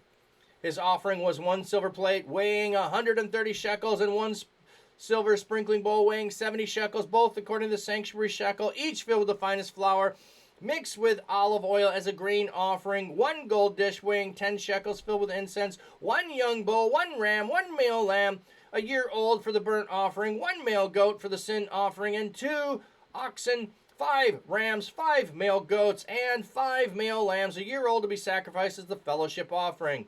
This was the offering of Ahira, son of Enan. Woohoo! I didn't catch any differences. There might have been one and I missed it, but I didn't catch any differences. The offerings were identical. These were the offerings of the Israelites' leader for the dedication of the altar when it was anointed. 12 silver plates, 12 silver sprinkling bowls, and 12 gold dishes. Oh, sorry. Each silver plate weighing 130 shekels, and each sprinkling bowl 70 shekels. So this is validating that I didn't see any differences. It's saying each was this, each was this. Altogether, the silver dishes weighed 2,400 shekels, according to the sanctuary shekel. With 12 dishes, golden dishes filled with incense, weighing 10 shekels each, according to the sanctuary shekel. Although the dishes weighed 120 shekels, the total number of animals for the burnt offering came to 12 young bulls, 12 rams, 12 male lambs a year old, together with the grain offering. 12 male goats were used for the sin offering. The total number of animals for the sacrifice of the fellowship offering came to 24 oxen, 60 rams, 60 male goats, and 60 male lambs a year old. These were the offering for the dedication of the altar when it was anointed. So these are all to dedicate the altar. That's a lot of dedication. It's a lot of presence. When Moses entered the tent of meeting to speak with the Lord, he heard the voice speaking to him from between the two cherubims above the atonement cover of the Ark of the Covenant. In this way, the Lord spoke to him. So we have this whole dedication. Moses goes to the tent of meeting. Hears the voice of God. Wow. Okay. Setting up the lamps. See, I got to try to make this fun on some level. I mean, there is meaning in this, and there's symbolism in this. And I think part of that last one was everyone did their part. All of them were in unity. All were fully committed to this. All were fully dedicated to this. They are in obedience at this time. In contrast to the singular golden calf, they're all in one accord, united as a people, here at the dedication. I just think that's beautiful. And for me, all I would have needed was that last summary. They all gave, and here's what it was the total. That's all I would have needed. But they want to hear their tribe name listed. They need to hear it listed. They need to know they were among them. I think that's part of why it takes so much time to do that. I might not appreciate that, but I think that's part of what's going on there. Okay. The Lord said to Moses, "Speak to Aaron and say to him, when you set up the lamps, see that all 7 light up the area in front of the lampstand." Aaron did so. He set up the lamps so that they faced forward on the lampstand, just as the Lord commanded Moses. This is how the lampstands were made. It was made of hammered gold, from its base to its blossoms. And we read about what they looked like in Exodus. The lampstands were made exactly like the pattern the Lord had showed Moses. See, we're not getting a recount of it just like from here to here, and it was like they were told. The Lord said to Moses, "Take the Levites from among all the Israelites and make them ceremonially clean. To purify them, do this. Sprinkle the water of cleansing on them." Water of cleansing, not holy water, water of cleansing. Lou says, aren't these going to be the supplies for the tabernacle? Yes.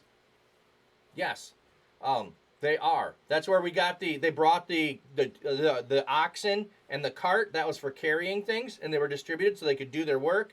Yes, and then here are the dedications. So there's the sacrifices. This is the start of all of it happening. Yeah, this is all supplies for it. Remember, we had the giving in Exodus of all the stuff for the building of the tabernacle, and it was like, we got to shut that down. There's too much being given.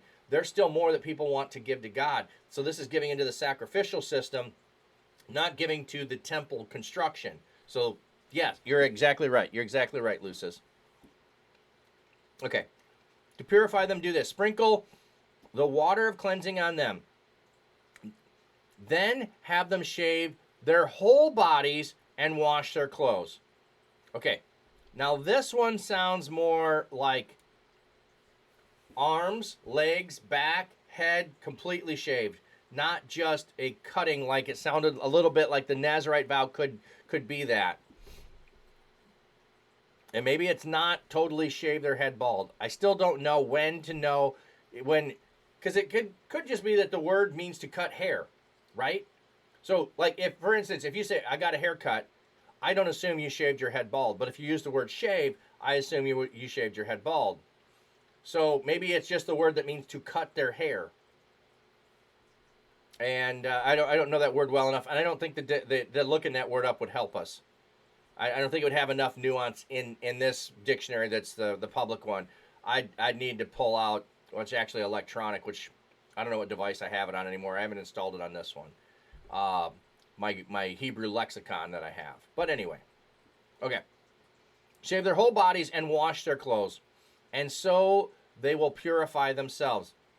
Make them take a young bull with its grain offering of finest flour mixed with olive oil. They are to take a second bull for a sin offering. Bring the Levites to the front of the tent of meeting and assemble the whole Israelite community. You are to bring the Levites before the Lord, and the Israelites are to lay hands on them. Not the priests. The Israelites are to lay hands on them. Aaron is to present the Levites before the Lord as a wave offering. So you're waving them in front of God. You're presenting them. So processional. So that they may be ready to do the work of the Lord. You need to get going now, off to work. Have a blessed day. Thanks, Miss Jellybeans. It's great to have you here. Hope you have a blessed day. Have a blessed weekend. Then the Levites are to lay their hands on the heads of the bull, using one for a sin offering to the Lord and the other as a burnt offering to make atonement for the Levites.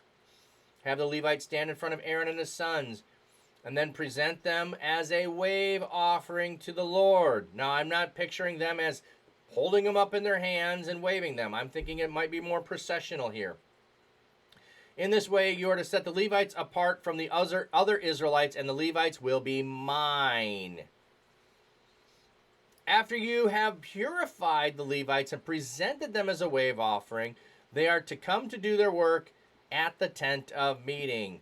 They are the Israelites who are to be given wholly to me. I have taken them as my own in place of firstborn, the first male offspring from every Israelite woman. Every firstborn male in Israel, whether human or animal, is mine. When I struck down the firstborn in Egypt, I set them apart for myself. And I have taken the Levites in place of all the firstborn sons in Israel.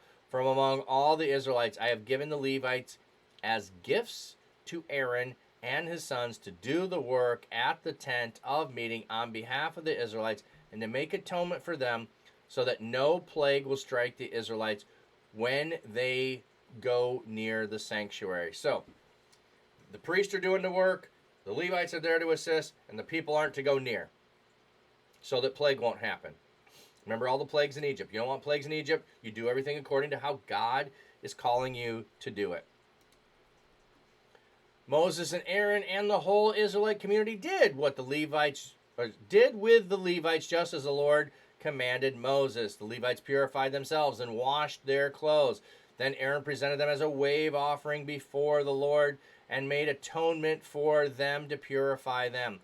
After that, the Levites came to do their work at the tent of meeting under the supervision of Aaron and his sons.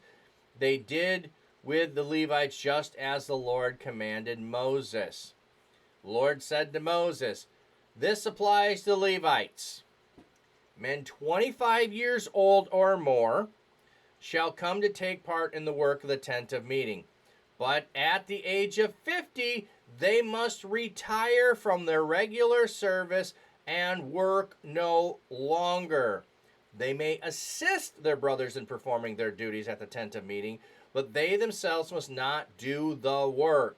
This then is how you are to assign the responsibilities to the Levites." Okay, so we had earlier the duties of the setup and takedown of all of the tabernacle and the surroundings was those 30 to 50. And that's just of the sons of Aaron, just the priests. They are 30 to 50. Here, those assisting the work of the temple or the tabernacle are 25 to 50. 25 to 50. So, a different ordinance and age group.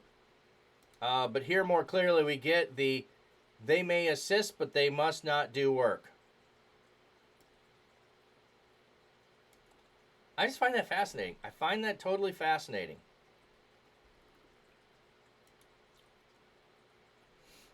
Okay, Passover. Dun, dun, dun. The Lord spoke to Moses in the desert of Sinai in the first month of the second year after they came out of Egypt. Wait a minute, we were earlier in the second month of the second year. Here we're in the first month of the second year. So we have gone backwards. We already covered what happens after this. Now we're backing up. So just making sure you caught that.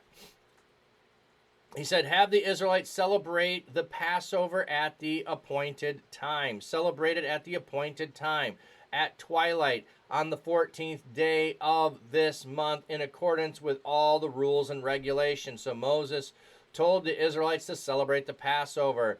And they did so in the desert of Sinai at twilight on the 14th day of the first month. The Israelites did everything just as the Lord commanded. But some of them could not celebrate the Passover on that day because they were ceremonially unclean on account of a dead body. So they came to Moses and Aaron that same day and said to Moses, we have become unclean because of a dead body, but why should we be kept from presenting the Lord's offering with the other Israelites at the appointed time? So Moses answered, wait until I find out what the Lord commands concerning you. Okay, so they come with their issue and they present it and they say, hey, why can't we? Why can't we? I know we are, but is there another option? I mean, this is the first Passover. Like, it's the first time we're doing this. Then the Lord said to Moses, tell the Israelites, when any of you or your descendants are unclean because of a dead body, or are away on a journey, they are still to celebrate the Lord's Passover, but they are to do it on the 14th day of the second month at twilight. So if you miss it, you wait a month and you do it then. They are to eat a lamb together with unleavened bread and bitter herbs. They must not leave any of it till morning or break any of its bones. When they celebrate the Passover, they must follow all the regulations. But if anyone who is ceremonially clean and not on a journey fails to celebrate the Passover, they must be cut off from the people for not presenting the Lord's offering at the appointed time. They will bear the consequences of their sin. That's a repetitive phrase. They'll bear the consequences. It's going to happen, and this is what it is. So they're the ones who bear the responsibility for what they didn't do. A foreigner residing among you is also to celebrate the Lord's Passover in accordance with its rules and regulations. You must have the same regulations for both foreigner and native born. What? The foreigner is to participate in the Passover with you? You have to have the same regulations for both? They need to eat this with you. Why would that be? Oh, wait a minute. People were to include their neighbors, the Egyptians, and some of them did get included. On the day the tabernacle, the tent of the covenant law was set up. The cloud covered it from evening till morning. Notice here, evening till morning, evening till morning. Notice when you catch that. Reference back to creation, evening till morning. The cloud above the tabernacle looked like fire. This is how it continued to be. The cloud covered it, and at night it looked like fire. Whenever the cloud lifted from above the tent, the Israelites set out. Whenever the cloud settled, the Israelites encamped. At the Lord's command, the Israelites set out, and at his command they encamped. As long as the cloud stayed over the tabernacle, they remained in camp. When the cloud remained over the tabernacle a long time, the Israelites obeyed the Lord's ordinances and did not set out. Sometimes the cloud was over the tabernacle only a few days. At the Lord's command, they would encamp, and they, at his command, would set out. Sometimes the cloud stayed only for an evening till morning, and then it was lifted in the morning. They set out. Whether by day or by night, whenever the cloud lifted, they set out. Whether the cloud stayed over the tabernacle for 2 days or a month or a year, the Israelites would remain in camp and not set out. But when it lifted, they would set out. At the Lord's command, they encamped, and at the Lord's command, they set out. They obeyed the Lord's order in accordance with the commands through Moses. So this really sounds like obedience. The numbers is really sounding like the people are doing what they're supposed to. They're in alignment. They're in fellowship. They're just following God. Now think about this for a minute. Think about this for a minute. If you're at this point and you're in year 2, and you're starting year 2, and the cloud lifts and the cloud sets, and the cloud lifts and the cloud sets, and you follow wherever the cloud goes, and you're just going along with the cloud, and you're doing all these things in obedience, and God is taking care of all of your needs with the food and all those things. Why then, when they get to the land later, would they have doubts about things? I mean, I'm just asking, because here it seems like they're doing things in full accord of how they should be doing them. Okay. The Lord said to Moses, make 2 trumpets of hammered silver and use them for the calling the community together and for having the camp set out. When both are sounded, the whole camp is to assemble before you at the entrance of the tent of meeting. If only one is sounded, the leaders, the heads of the clan, are to assemble before you. When a trumpet blast is sounded, the tribes camping on the east are to set out. At the sounding of the second blast, the camp on the south are to set out. The blast will be the signal for setting out. To gather the assemble, blow the trumpets, but not for the signal for setting out. Okay. I'm not quite sure the difference there. Blow the trumpets, but not for the signal for setting out. I'm not quite clear on the difference between those two, but it probably would make more sense if you heard it. Okay. The sons of Aaron the priest are to blow the trumpets. This is to be a lasting ordinance for you and for generations to come when you go into battle in your own land against an enemy who is oppressing you. Sound a blast on the trumpets. Then you will be remembered by the Lord your God and rescued from your enemies. Also at your times of rejoicing, your appointed festivals and new moon feast, you are to sound the trumpets over your burnt offerings and fellowship offerings, and they will be a memorial for you before your God. I am the Lord your God. Yeah, Luce is exactly. I was just thinking the same thing. Get them trombone emotes going there. Bum. Okay, now we're jumping back to the second month. On the 20th day of the second month of the second year, the cloud lifted from above the tabernacle of the covenant law. Then the Israelites set out from the desert of Sinai and traveled from place to place until the cloud came to rest at the desert of Paran. They set out this first time at the Lord's command through Moses. The divisions of the camp of Judah went first under the standard. Nahshon, son of Amminadab, was in command. Okay, we're going to get a review of... So this is where they were commanded, and now we're going to hear that they actually did the thing. Nahshon, son of Amminadab, was in command. Nethiel, son of Zuar, was over the division of the tribe of Issachar. And Eliab, son of Helon, was over the division of the tribe of Zebulun. Then the tabernacle was taken down, and the Gershites and the Maronites who carried it set out. Okay, so notice this. Those on the east, those 3 tribes go first, followed by all the Levites and the sons of Aaron who are carrying all the tabernacle temple things. The division of the camp of Reuben went up next under the standard. Elazar, son of Shadur, was in command. Shalumiel, son of Jerishadai, was over the division of the tribe of Simeon, and Elisaph, son of Duel, was over the division of the tribe of Gad. Then the Kohathites set out carrying the holy things. The tabernacle was set up, to be set up before they arrived. Okay. So we have the Gershites and the Maronites. Okay.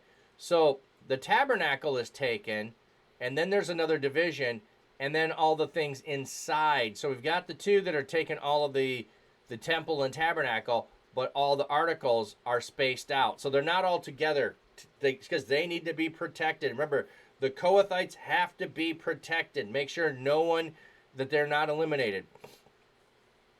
The division of the camp of Ephraim went next under the standard of Elishama, son of Ammihud, was in command. Gamaliel, son of Pedazur, was over the division of the tribe of Manasseh, and Abadad, son of Gibeoni, was over the division of the tribe of Benjamin.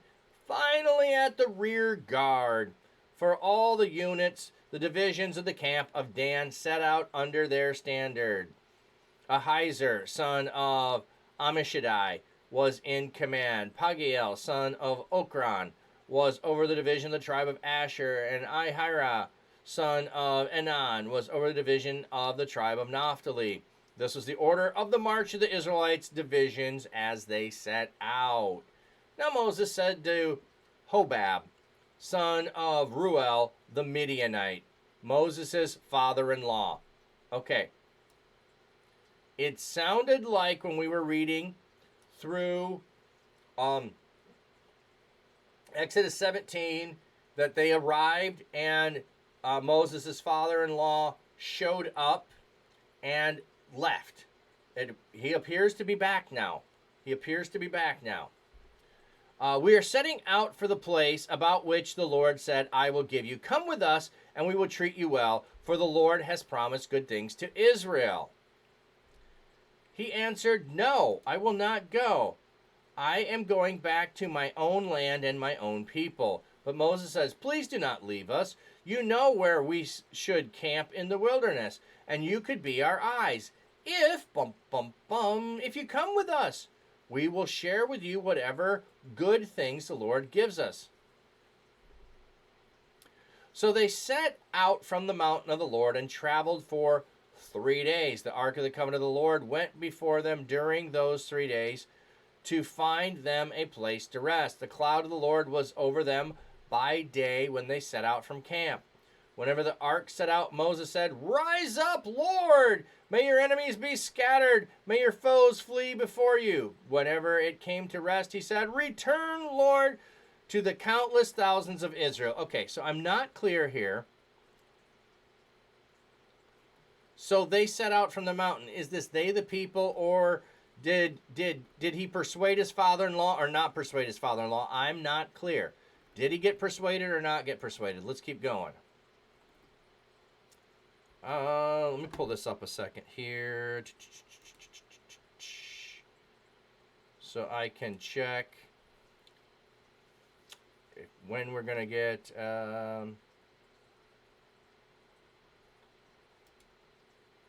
Well, we might get an ad if it'll warn me. It doesn't like to warn me for some reason when I've got the negative or the dark space. I don't know how you call it. I call it negative space because it's white on black instead of black on white. Okay. But I'll have that up just in case so I'll know when the ad's coming instead of being surprised.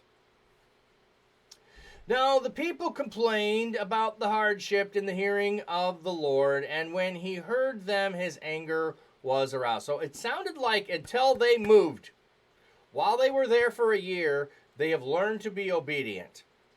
Now we got to go do something. Now they're complaining. When the fire from the Lord burned among them and consumed some on the outskirts of the camp, when the people cried out to Moses, he prayed to the Lord, and the fire died down. So the place was called Taberah, because fire from the Lord had burned among them. And I think we read about this already in Exodus. So this is just another retelling of it in a shorter form. The rabble with them began to crave other food. And again, the Israelites started wailing and said, if only we had meat to eat. We remember the fish we ate in Egypt at no cost. Also the cucumbers, melons, leeks, onions, and garlic. But now we have lost our appetite.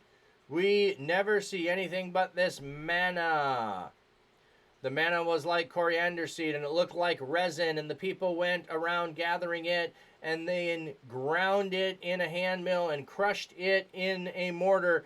They cooked it in a pot or made it into loaves, and it tasted like something made with olive oil. When the dew settled on the camp at night, the manna also came down.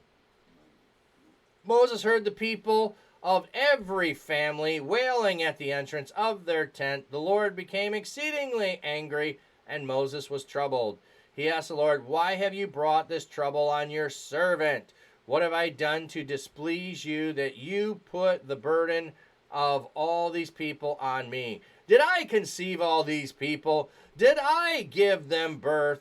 Why do you tell me to carry them in my arms as a nurse carries an infant to the land you promised on oath to their ancestors? Where can I get meat for all these people? They keep wailing to me, 'Give us meat to eat.' Excuse me. I cannot carry all these people by myself. The burden is too heavy for me. If this is how you're going to treat me, please go ahead and kill me. If I have found favor in your eyes, and do not let me face my own ruin."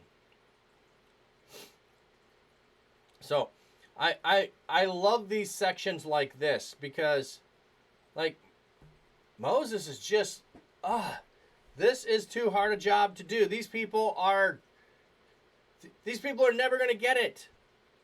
These people are never going to get it. They can only be obedient and satisfied for short periods of time. And then they lose it. And then they lose it. The Lord said to Moses, "Bring me 70 of Israel's elders who are known to you as leaders and officials among them. Have them come to the tent of meeting, that they may stand there with you. I will come down and speak with you there, and I will take some of the power of the Spirit that is on you and put it on them. They will share the burden of the people with you so that you will not carry it alone." So 70. Table of Nations, 70. "Tell the people, consecrate themselves in preparation for tomorrow when they will eat meat. The Lord heard you when you wailed. If only we had meat to eat. We were better off in Egypt. Now the Lord will give you meat, and you will eat it. You will not eat it for just 1 day or 2 days or 5 days or 10 days or 20s, but for a whole month until it comes out your nostrils and you loathe it, because you have rejected the Lord who was among you, and you have wailed before him, saying, 'Why did we ever leave Egypt? Hey, Chovy, welcome in. Welcome in.' But Moses said, 'Here I am among 6,000 men on foot, and you say, I will give you meat to eat for a whole month. Would they have enough if flocks and herds were slaughtered for them? Would they have enough if all the fish in the sea were caught for them?' Like, we killed all our livestock, there's not enough meat to eat. If all the fish in the sea were caught, there's not enough meat to eat." Moses is, I don't think he's complaining here. I think he's like clueless. Like, I don't know how this is going to happen. I can't picture it. The Lord said to Moses, "Is the Lord's arm too short?" Because remember, it's the outstretched arm that does action. Is this too short? Can't act, can't do anything. "Now you will see whether or not what I say will come true for you." So Moses went out and he told the people what the Lord had said. He brought together 70 of their elders and had them stand around the tent. Then the Lord came down in the cloud and spoke with him, and he took some of the power of the Spirit that was on him, and he put it on the 70 elders. When the Spirit rested on them, they prophesied, but did not do so again. Okay, so they prophesied, which is making declaration of the truths of God. Often when it's a one-time kind of thing, prophesying is done in song. We have prophesying and singing that often is labeled and accompanied together. I'm guessing that might be what happened here. Why do they prophesy? Because it signifies the power of God has been put on them. But they don't do it again because they're not Moses. And what's interesting is God says, "Moses, I'm taking away some of what you have and I'm giving it to others." So now, Moses, you don't have as much as you used to. However, 2 men whose name were Eldad and Medad had remained in the camp. They were listed among the elders, but they did not go to the tent. Yet the Spirit also rested on them, and they prophesied in the camp. A young man ran and told Moses, Eldad and Medad are prophesying in the camp. Ooh, I think we need to go look up their names. Eldad and Medad. Okay, what chapter are we in? We're in 11. Okay. So, Eldad and Medad.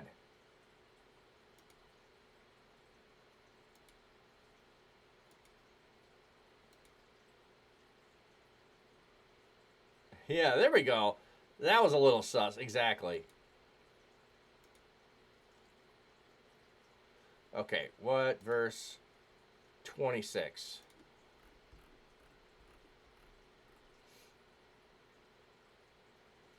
All right, Eldad. Spanish for dad, right? Eldad. And me dad. That's my dad. That's the dad. Eldad. Strong's H419. Eldad. Eldad. Eldad. God has loved. Oh, what a name. Strong's H4312. Medad. Medad just means love. Medad. What is this? Dod, I'm going to guess. Yadad. Yadad. To throw, to cast lots. Ooh. Ooh, that's interesting. Okay. Wonder what's going to happen to him. Medad sounds British. Yes, that's Medad. And that's Eldad. And so it's the Spanish and the... Actually, it's love and God's love. That's cool. Okay. So he runs in... So there's a narc. There's a narc who runs and tells Moses. Oh, wait. Sorry. Brown noser. Brown... I'm just kidding. Joshua, son of Nun, who had been Moses' aide since youth, spoke up and said, Moses, my lord, stop them. But Moses replied, are you jealous for my sake? I wish that all the Lord's people were prophets and that the Lord would put his spirit on them. Then Moses and the elders of Israel returned to camp.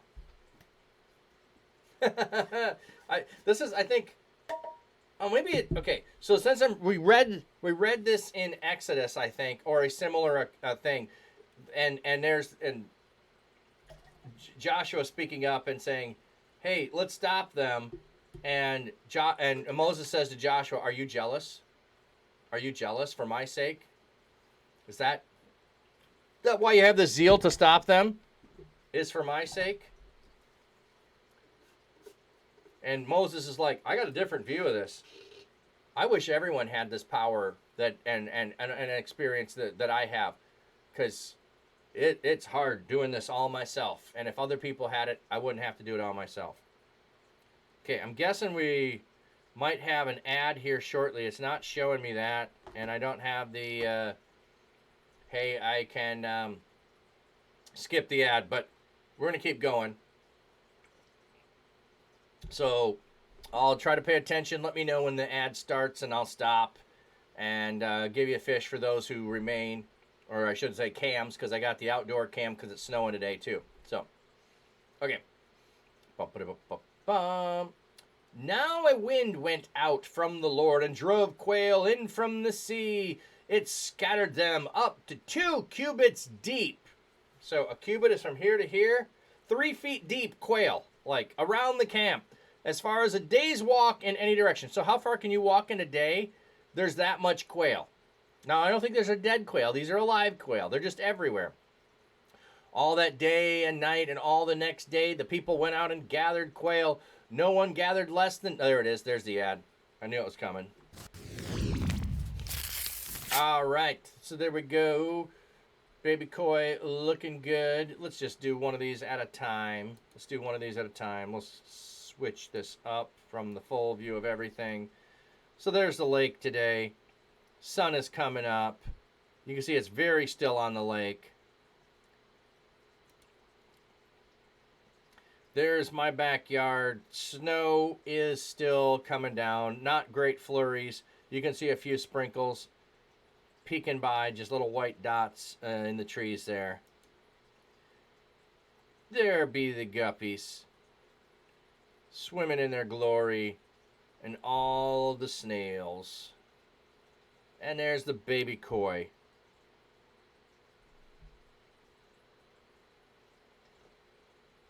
Yeah, snowy lake, snowy backyard. Yeah, the snow on the lake has been there.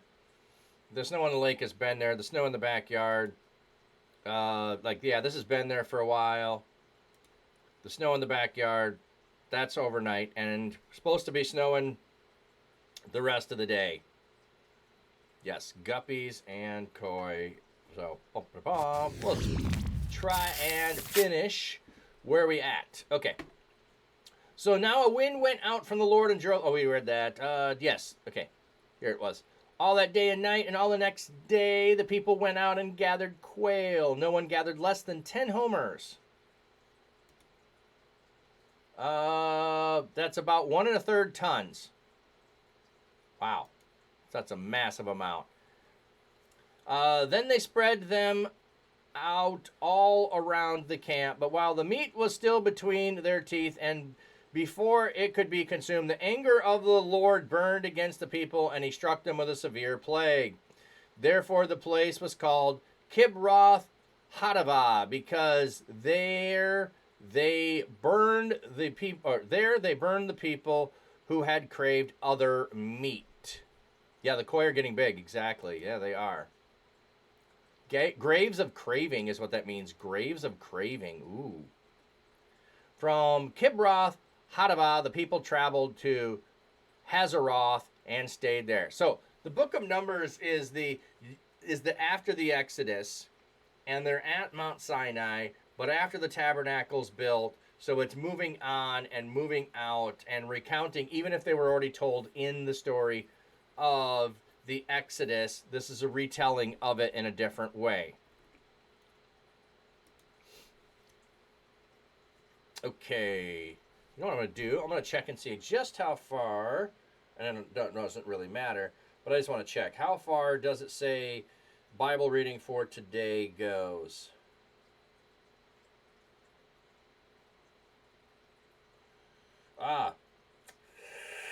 Numbers 14. Numbers 14 is where we go today. I don't know if we'll get to that part, but we'll just see what we get.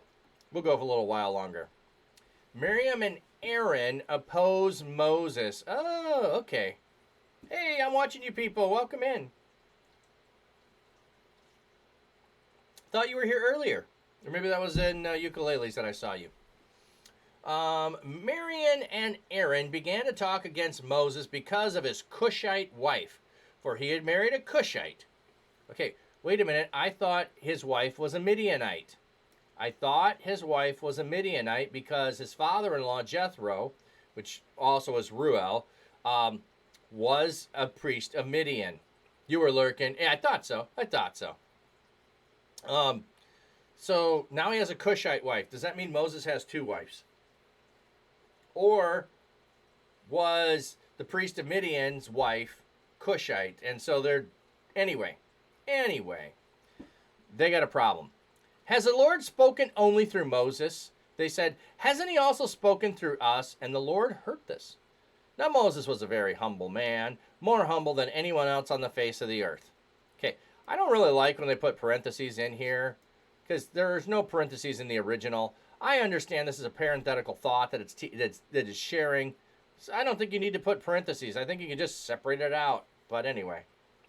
At once the Lord said to Moses, Aaron, and Miriam, come out of the tent of meeting, all three of you. So the three of them went out. Then the Lord came down in a pillar of cloud. He stood at the entrance of the tent of meeting, entrance of the tent, and summoned Aaron and Miriam. When the two of them stepped forward, he said, listen to my words. When there is a prophet among you, I, the Lord, reveal myself to them in visions. I speak to them in dreams. But this is not true of my servant Moses. He is faithful in all my house. With him I speak face to face, clearly and not in riddles. He sees the form of the Lord. Why then are you not afraid to speak against my servant Moses? Do you guys understand your position and who Moses is and Moses' unique position? And you're willing to speak against Moses, who speaks on behalf of all the people? The anger of the Lord burned against them, and he left them. When the cloud lifted from above the tent, Miriam's skin was leprous. We've already read what has to happen with leprosy. And the footnote's just going to say this is not the leprosy that we have today. It's some other skin disease. Yeah, it doesn't matter. It became as white as snow. Aaron turned toward her and saw that she had a defiling skin disease. And he said to Moses, "Please, my Lord, I ask you not to hold against us the sin we have so foolishly committed.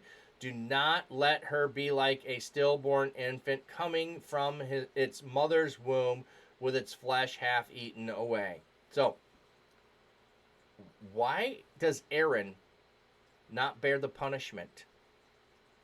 Or does he in fact bear the punishment? Think about this. Think about this. If you and someone else do something and only one of the two of you takes the punishment, doesn't the guilt that you bear for the other person taking the punishment eat you up even more? I think Aaron's punishment is watching what happens to his sister. I think that's Aaron's punishment, that he isn't punished. I think that's Aaron's punishment. Also, I think he's a priest, and so that's why he doesn't get punished in the same way. So Moses cried to the Lord, "Please, God, heal her." The Lord replied to Moses, if her father had spit in her face, would she not have been a disgrace for 7 days? Confine her outside the camp for 7 days. After that, she can be brought back. So Miriam was confined outside the camp for 7 days. The people did not move on till she was brought back. After that, the people left Hazeroth and encamped in the desert of Paran. Okay. Yeah, leprosy was used for various affecting skin diseases. It's just not a specific thing. It's a category. So, but I think Aaron's punishment is watching his sister, not, the survivor. Yeah. Some people who survive feel guilty for living when others die. Exactly. And I think Aaron's thought is his sister's going to die. Oh, I'm buffering there. Let me know how bad it is. Aaron's getting guilt. Yes, that is Aaron's punishment, is the guilt that his sister might die. And so the prayer, though, is for restoration, and she's restored, and the people won't move on. The people's respect for Miriam is they won't move on. If, as some people claim, this is all a patriarchal society and women are less than, why would they not have moved on and just said, yeah, Miriam's a lost cause, let's go. She can catch up if the cloud leaves. No, the cloud doesn't leave, apparently, because the people were obedient, it said, to follow when the cloud moved. And here it says the people remained for 7 days till she returned. So, okay. The Lord said to Moses, "Send some men to explore the land of Canaan, which I am giving to the Israelites. From each ancestral tribe, send one of its leaders." Okay. So we've traveled. We're in year 2. We are in year 2. Don't know how long, what month. We know it's after month 2, and they've traveled. So the Lord commanded Moses. So at the Lord's command, Moses sent them out from the desert of Paran. All of them were leaders of the Israelites. These are their names: of the tribe of Reuben, Shammah, son of Zakur; from the tribe of Simeon, Shaphat, son of Hori; from the tribe of Judah, Caleb, son of Jephunneh; from the tribe of Issachar, Igal, son of Joseph; from the tribe of Ephraim, Hosea, son of Nun. Hey, Joshua was also the son of Nun. From the tribe of Benjamin, Palti, son of Raphu; from the tribe of Zebulun, Gidiel, son of Sodi; from the tribe of Manasseh, a tribe of Joseph, Gadi, son of Susi; From the tribe of Dan, Amiel, son of Gemali. From the tribe of Asher, Sether, son of Michael. From the tribe of Naphtali, Nabi, son of Zophshi. From the tribe of Gad, Geuel, son of Maki. These are the names of the men Moses sent out to explore the land. Moses gave Hoshua, the son of Nun, the name Joshua. Okay. So, Hosea, he named Joshua. Okay, I gotta go look that up. Well, let's look it up in this verse. Hosea, so 16 of 13, I think is where we are.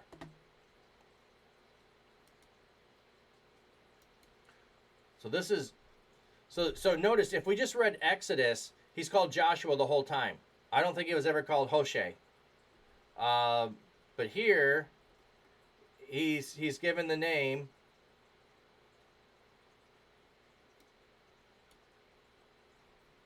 And you can see there's variant spellings on how do you put the Hebrew into English. Okay. Hosea. Strong's H 1954. Hosea. Hosea. Okay, which means salvation. Yehoshua. Strong's H 3091. Yehoshua. Yehoshua. So, he And changed. second entry. Yehoshua. Yehoshua. Okay, so he changes his name from salvation to God is salvation, which is where we get the name Jesus from, is from Yeshua. Okay. When Moses sent them to explore Canaan, he said, "Go up through the Negev and on into the hill country. See what the land is like and whether the people who live there are strong or weak, few or many. What kind of land do they live in? Is it good or bad? What kind of towns do they live in? Are they unwalled or fortified? How is the soil? Is it fertile or poor? Are there trees in it or not? Do your best to bring back some of the fruit of the land." It was the season of the first ripe grapes. TMYK.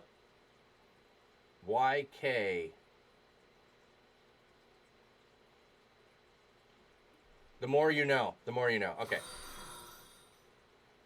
Gamby E2 just followed. Hey, Gamby, 2. Thanks for the follow, friend. Thanks for the follow. Appreciate it. Yeah, the more you know. The more you know. It took me a second to figure it out. I'm like, what? Exactly. The more you know. We had this conversation the other day on some level about whether or not people live into their names or people have visions of what their name should be. And we have a couple of occasions in Scripture where those happen. Here we have name change that apparently happens. But in the book of Exodus, we never got that information that the name was changed from Hoshua to Yahoshua. So now we have that information, but it's mentioned here, and if you never see it again, this is the only time he's called by his OG name.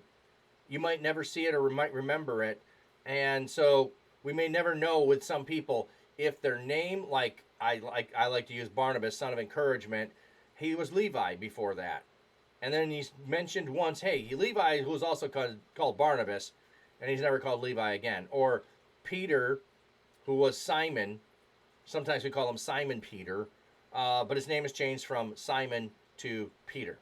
So sometimes we get stories of people's name change. Sometimes it just happens and people are known by the name, and that's all they're ever known by. Okay. Continuing. So they went up and explored the land from the desert of Zin as far as Rehob, toward Lebo Hamath. They went up through the Negev, and they came to Hebron, where Ahami, Sheshai, and Talmi the descendants of Anak lived. Hebron had been built 7 years before Zoan in Egypt. When they reached the land of Eshcol, they cut off a branch bearing a single cluster of grapes. 2 of them carried it on a single pole between them, along with some pomegranates and figs. Okay, so this is always pictured as like, this is like giant sized grapes like this. I think more we get the idea of a cluster is one thing. No, I think everything off of one branch. I think they just cut a whole branch off is I think what happens. Yeah, Saul to Paul. Another good example. Love your hat and what you're doing. God bless. Thank you, Gombi. Thank you. And yes, I got a few hats. And I like hats. And so it's a fun thing. No need to take myself too seriously. We take God's word seriously, and we have fun with it. Okay. The place was called the Valley of Eshcol because of the clusters of grapes the Israelites cut off there. At the end of 40 days, they returned from exploring the land. Okay, so we hear the number 40. Hey, redeem, change the flat cap. Okay. You can tell me which one you want. We hear the number 40. Oh, you want the recycle one? Okay. We hear the number 40, and we should be thinking a period of testing, a period of trial. 40 is a symbolic number that points to testing in some way. So who is being tested here by the 40 days? Who is being tested? Those in the land or those out of the land? Those waiting to go into the land, are they the ones being tested? Are the 40 in the land tested, or is it the total of everyone being tested? I don't know. We'll see. Maybe it's a both and. Okay. So this was my blue hat. I don't know if you can tell. It's, lighting isn't always good enough to tell. And this one. This is my hat made out of burlap bags, which are coffee bags that have been redeemed, have been restored, have been made new. It's also like sackcloth and ashes, so it is a symbol of humility. And so hat you guys all help pick out for me for Streamiversary 1. Yeah, it's a pretty fun hat. The red, the blue, the green, the writing. Certainly a conversation piece.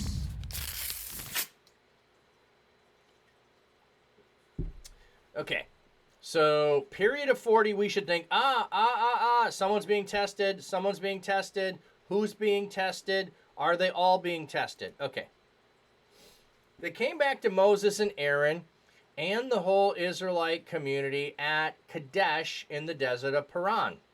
There they reported to them and to the whole assembly, and they showed them the fruit of the land. They gave Moses this account. We went into the land to which you sent us, and it does flow with milk and honey. Here is its fruit. But the people who live there are powerful, and the cities are fortified and very large. We even saw descendants of Anak there. The Amalekites live in the Negev, and the Hittites, Jebusites, and Amorites live in the hill country, and the Canaanites live near the sea and along the Jordan. So we have the Amalekites, the Hittites, the Jebusites, the Amorites, and the Canaanites. I think there was one other one I thought that was usually mentioned when God was saying he was going to take them into the land. Maybe I'm missing one. Let's see. 1, 2, 3, 4, 5. I thought there were 6. Usually listed. Anyway. Anak. The descendants of Anak are there. That's the giants. That's the giants of old. That's Genesis 6 descendants. Then Caleb silenced the people before Moses and said, we should go up and take possession of land, for we can certainly do it. We can do it. But the men who had gone up with him said, we can't attack those people. They are stronger than we are. And they spread among the Israelites a bad report about the land they had explored. They said, the land we explored devours those living in it. All the people we saw there are of great size.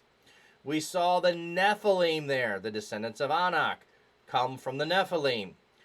That's where we get Nephilim, is Genesis 6. We seem like grasshoppers in their eyes, and we look the same.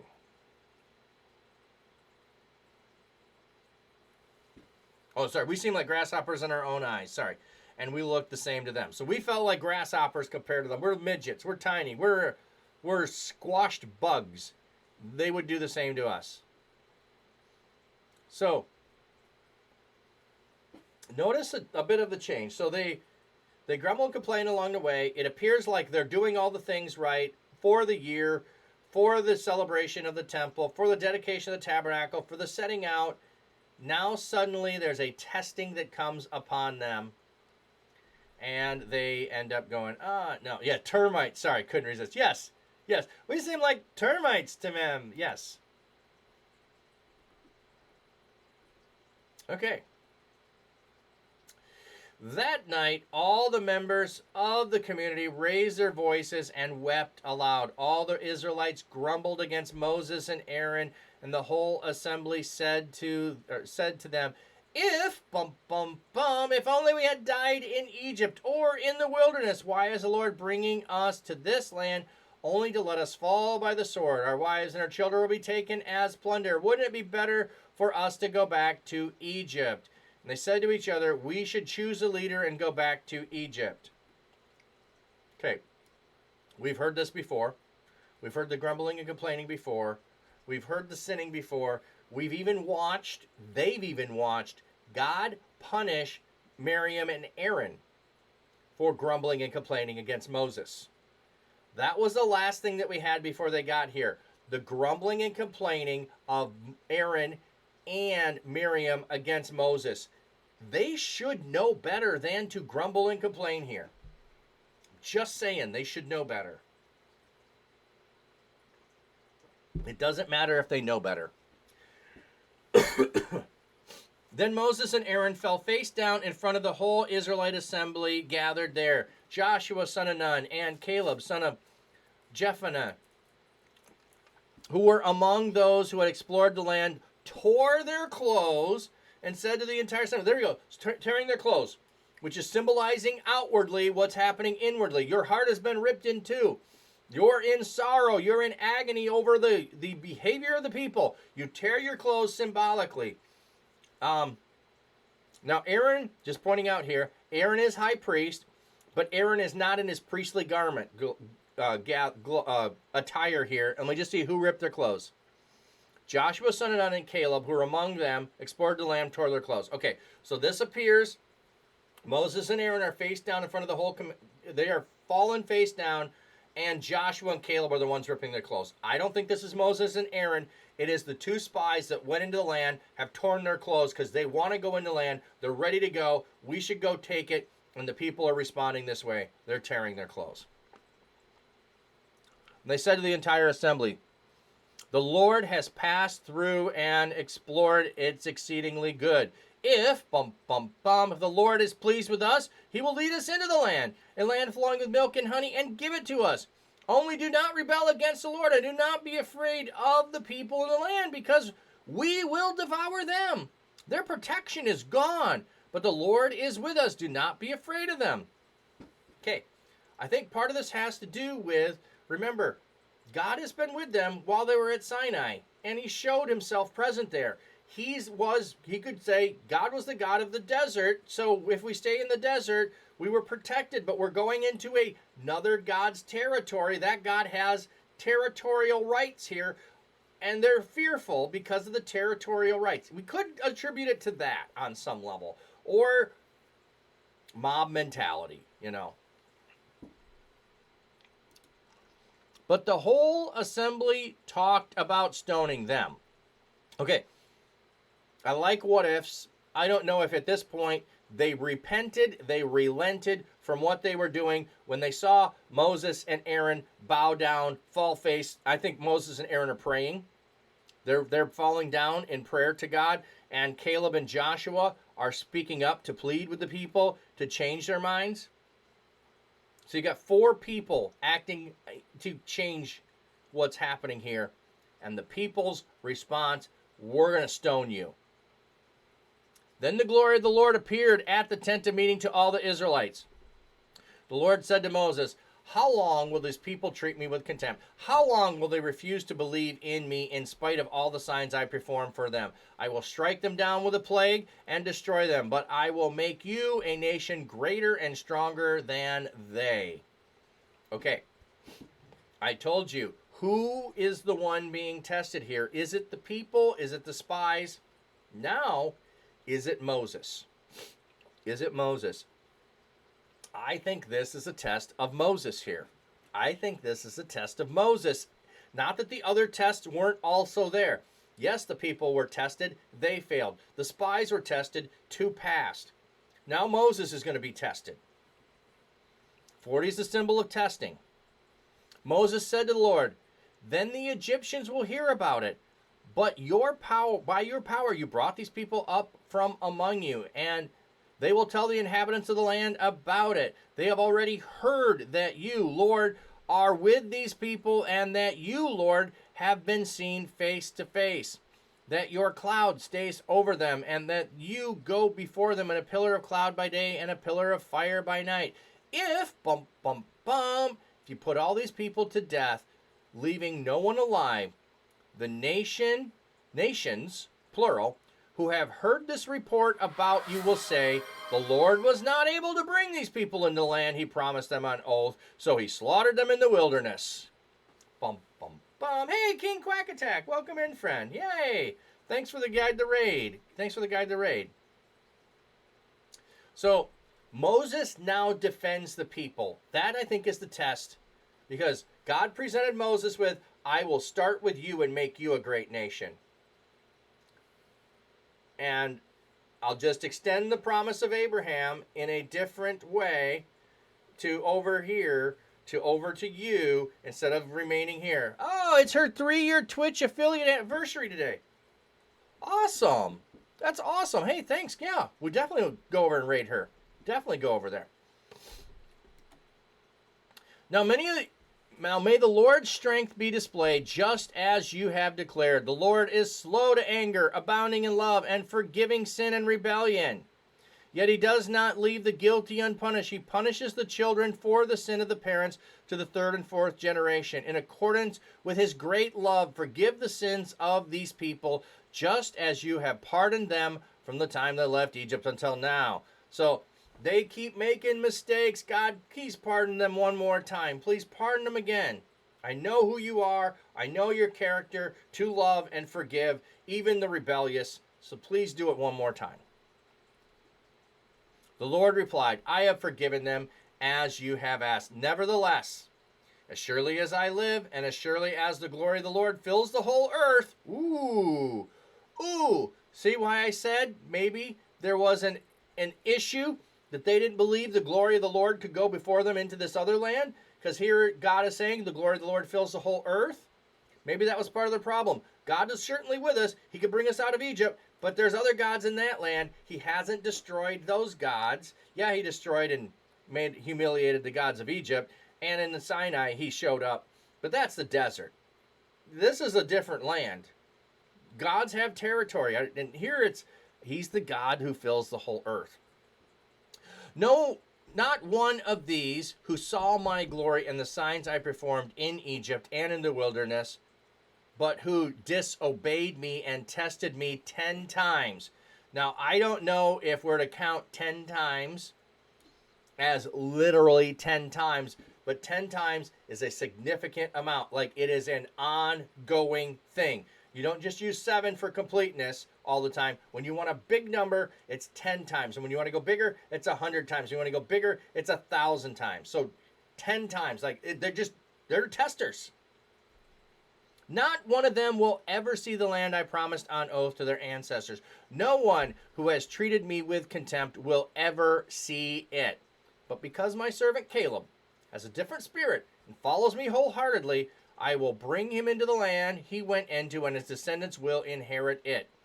Since the Amalekites and the Canaanites are living in the valleys, turn back tomorrow and set out toward the desert along the route to the Sea of Reeds.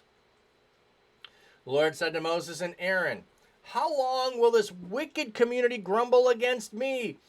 I have heard the complaints of the grumbling Israelites, so tell them, as surely as I live, declares the Lord. So notice there was a conversation with Moses, and now there's a return to Moses and Aaron. As surely as I live, declare the Lord, I will do to you the very thing I heard you say. Doesn't that sound like what he did with Pharaoh when Pharaoh says, your firstborn shall die, and what is it that the plague that you want? The firstborn shall die, so his firstborn died. So what is it you said? We would have been better off to die in the wilderness. So be it. So be it. In the wilderness your bodies will fall. Every one of you who is 20 years old or more, who was counted in the census, and who has grumbled against me. So, you are counted in the census if you're 20 years old and older. Now you're going to die if you're 20 years old and older. So, those who are 19, after 40 years, and it's a 40 total, not a 40 additional after the 2 years, essentially. I believe it's 40 total when we get to the end, but 40 is symbolic, so we don't need to quabble with how many exactly it is. 40 is the symbolic number. So, if they're 20, we'll make them 19. If we add 40, we'll round it off. They're under 60. When they go into the land, everyone is 60 and under. Except for, well, Aaron doesn't go and Moses doesn't go. So except for Caleb and Joshua, who would be over 20 at this point, they'll be in their 80s. So, just doing some math there. Okay. And it says, and who grumbled against me. So you had to be counted in the census and grumbled. So there might be some others, and they're just symbolically always saying, and all who were except. All who were except. There could have been a few others in there additionally. I don't think that makes a difference. It doesn't change the story. But it says, and who grumbled against me. Not one of you will enter the land I swore with uplifted hands to make your home, except Caleb, son of Jephunneh, and Joshua, son of Nun. As for your children that you said would be taken as plunder, I will bring them in to enjoy the land you have rejected. But as for you, your bodies will fall in the wilderness. Your children will be shepherds here for 40 years, suffering for your unfaithfulness until the last of your bodies lies in the wilderness. Okay, so when it talks about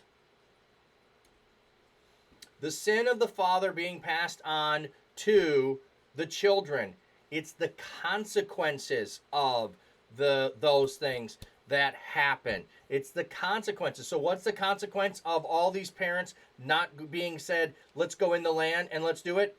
Is their children are going to suffer wandering 40 years in the desert and watch their parents die and not go in the land. It's the natural consequence of what happens here. Not the children are being punished, but the children will be witnessed to. And sometimes you, when you see to the third and fourth generation, the consequences of your sin, you witness to the third and fourth generation after you. It's not them being punished, it's consequences from what you do that get passed on. Yeah, makes me nervous to complain in prayer now. New prayer. God, you know, amen. Okay, there's a difference here in how they complain. From where we see Psalms and other places where people cry out to God. You can cry out an emotion here. What they are doing, though, is they are accusing God of evil. We can't go in the land. We can't do this. They essentially are accusing God of evil. There's where they cross the line. You might say, well, how are they really accusing God of evil? We were better off in Egypt. Our God can't do it. They are more than just doubting whether they can go in the land and saying, God, help my unbelief. They are outright rebelling, and they want to stone the leaders. So there's where they go further and cross the line from simple doubt and fear to taking action of rebellion. So I'm watching you people. I hope that makes sense. So yeah, you know what? Let me just say, you have something happen in your life that's tragic, and you're like, why, God, did you take this person out of my life at this time? Or why did you allow me to lose my job? Or why did this, event happen that I have no control over? You can cry out to God with your whys and your wailings. But when you say, I'm going to turn against you and I'm not going to trust you anymore, God, and I don't believe in you, God, there's where they go over. There's where they go over. What we're supposed to do, is give God all our truth, all our emotion, all our anguish, and then say, so what do I do, God? I want to trust you. I want to see this to be coming out of the other side. So it's what's the thing that we're looking for at the end? Here, they're like, we're done with the going into the land. We're complaining and grumbling against the leaders that God put in front of us. We're always thinking we know better than God knows. And I think that's the piece there. When we think we know better than God, God does in our circumstances. So I hope that helps. I'm watching you people. Hope that makes some sense. Because I think we can. Because there's lots of places where people cry out about their circumstances and question God. I think Job questions God. I do.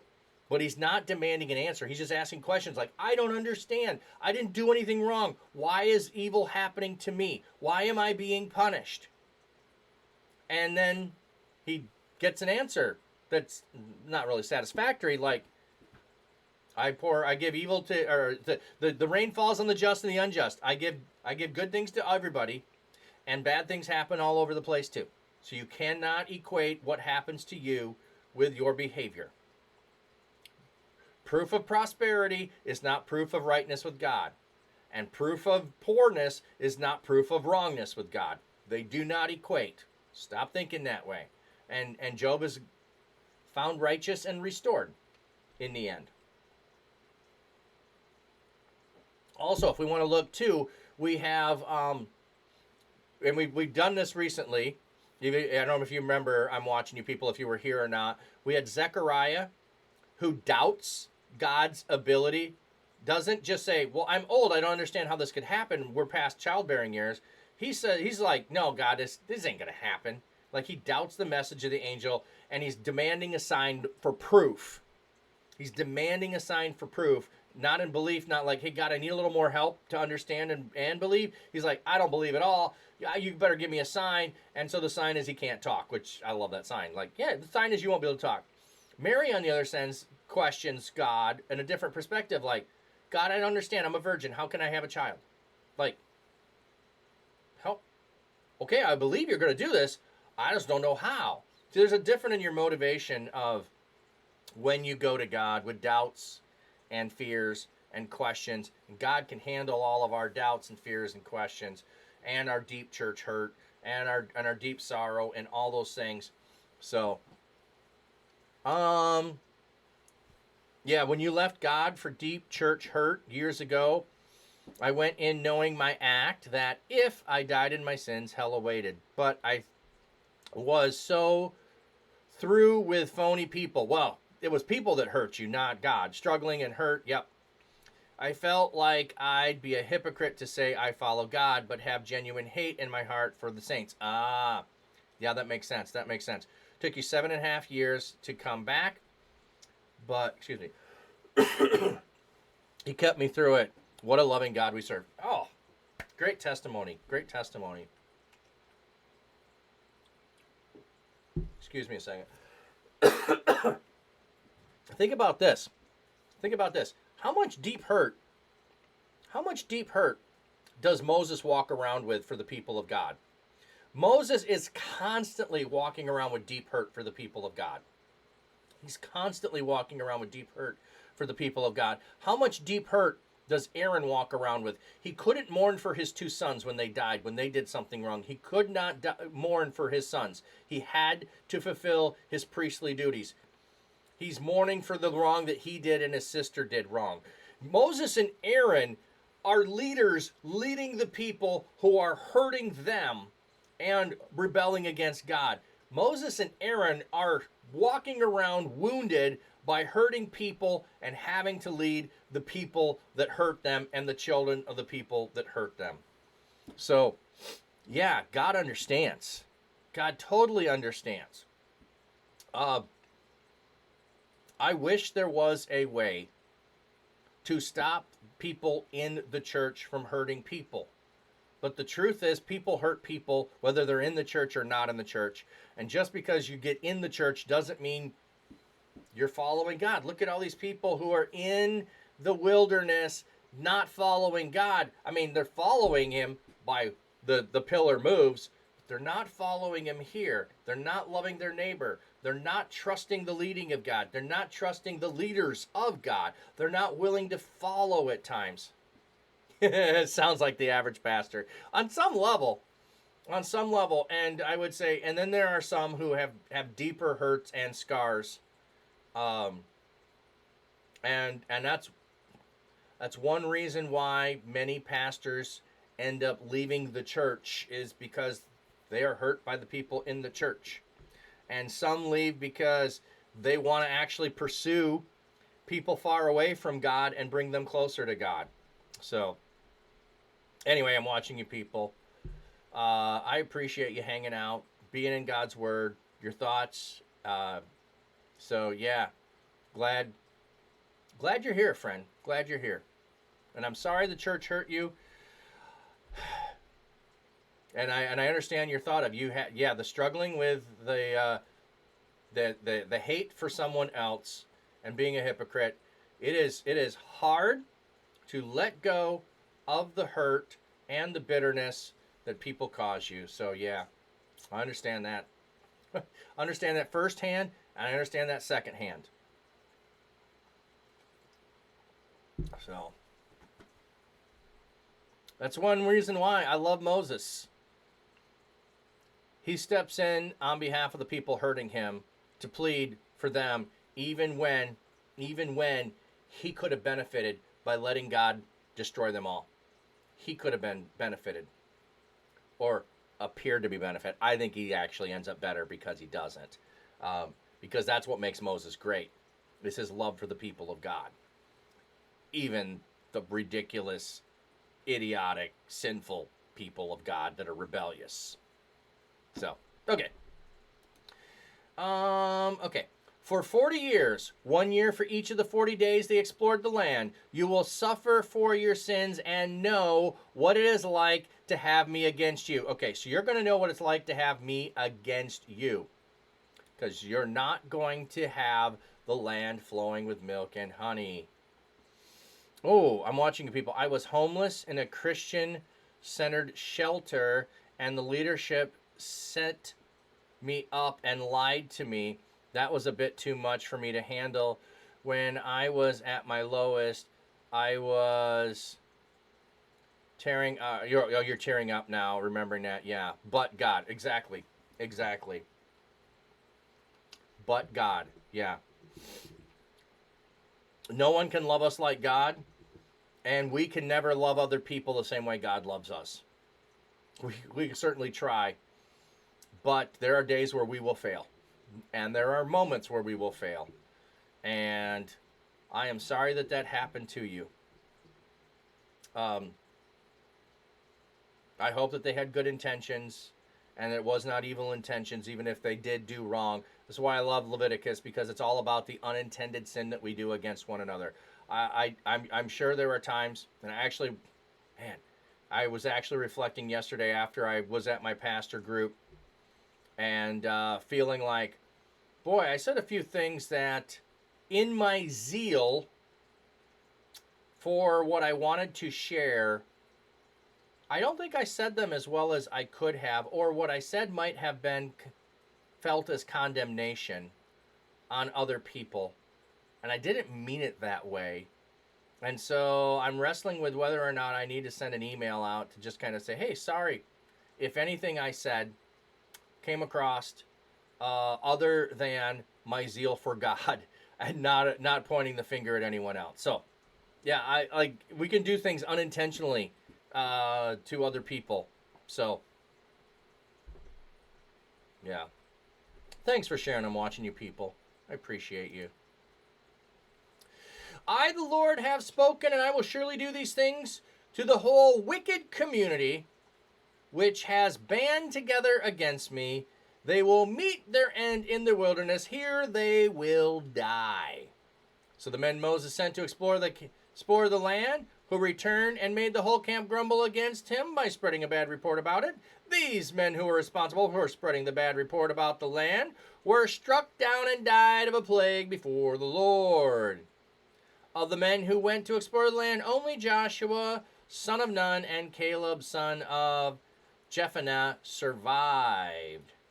No, it was definitely intentional. Okay. Well, yeah, I've seen that too, where they think that they are doing right and doing good, and they're doing harm. Yeah.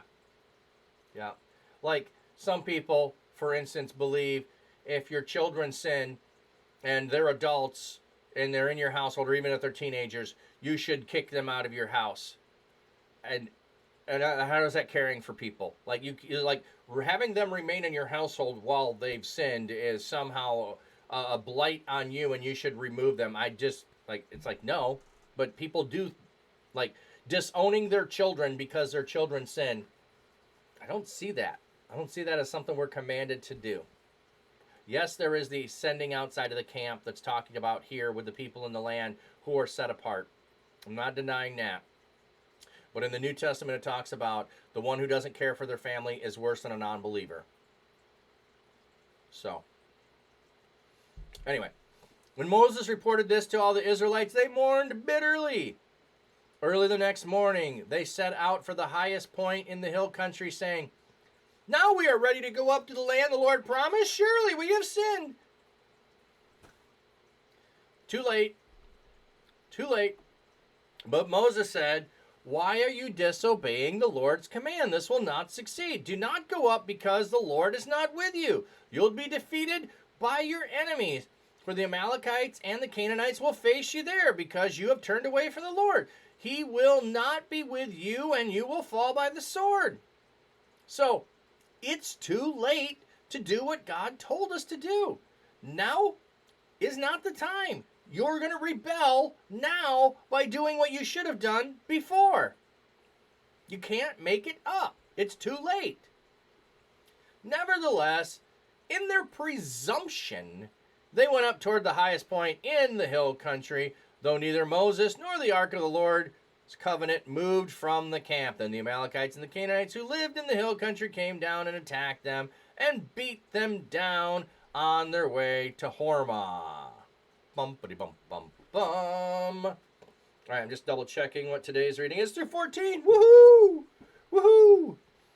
Can't believe we made it to 14. All right.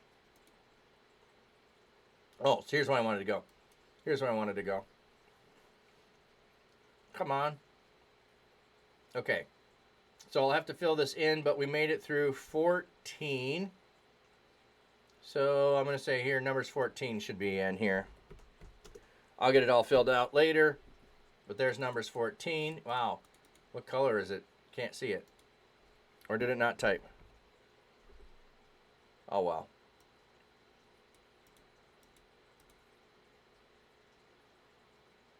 We'll get it added later. Okay. That's heartbreaking to read, even though it's factual. Dang, Moses. I imagine your constant migraines.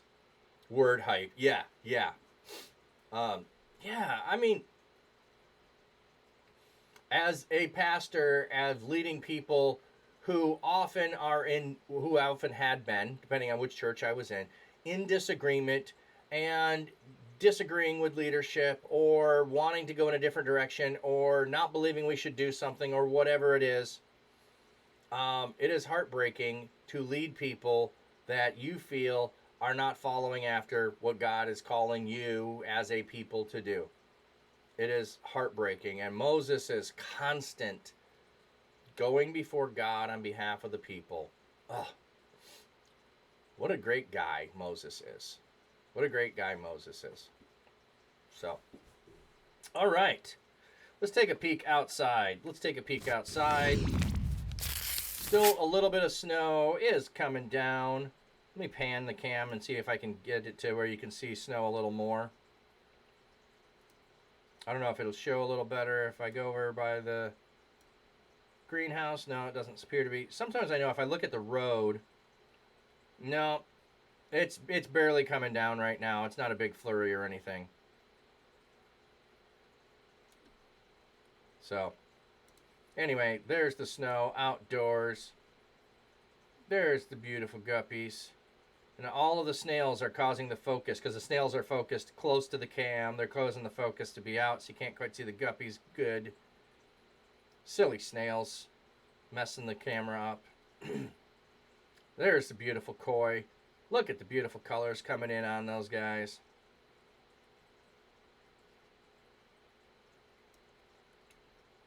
And there's the beautiful beach set. Not so beautiful to be on, but beautiful to listen to. Not very many waves today at all. So, all right.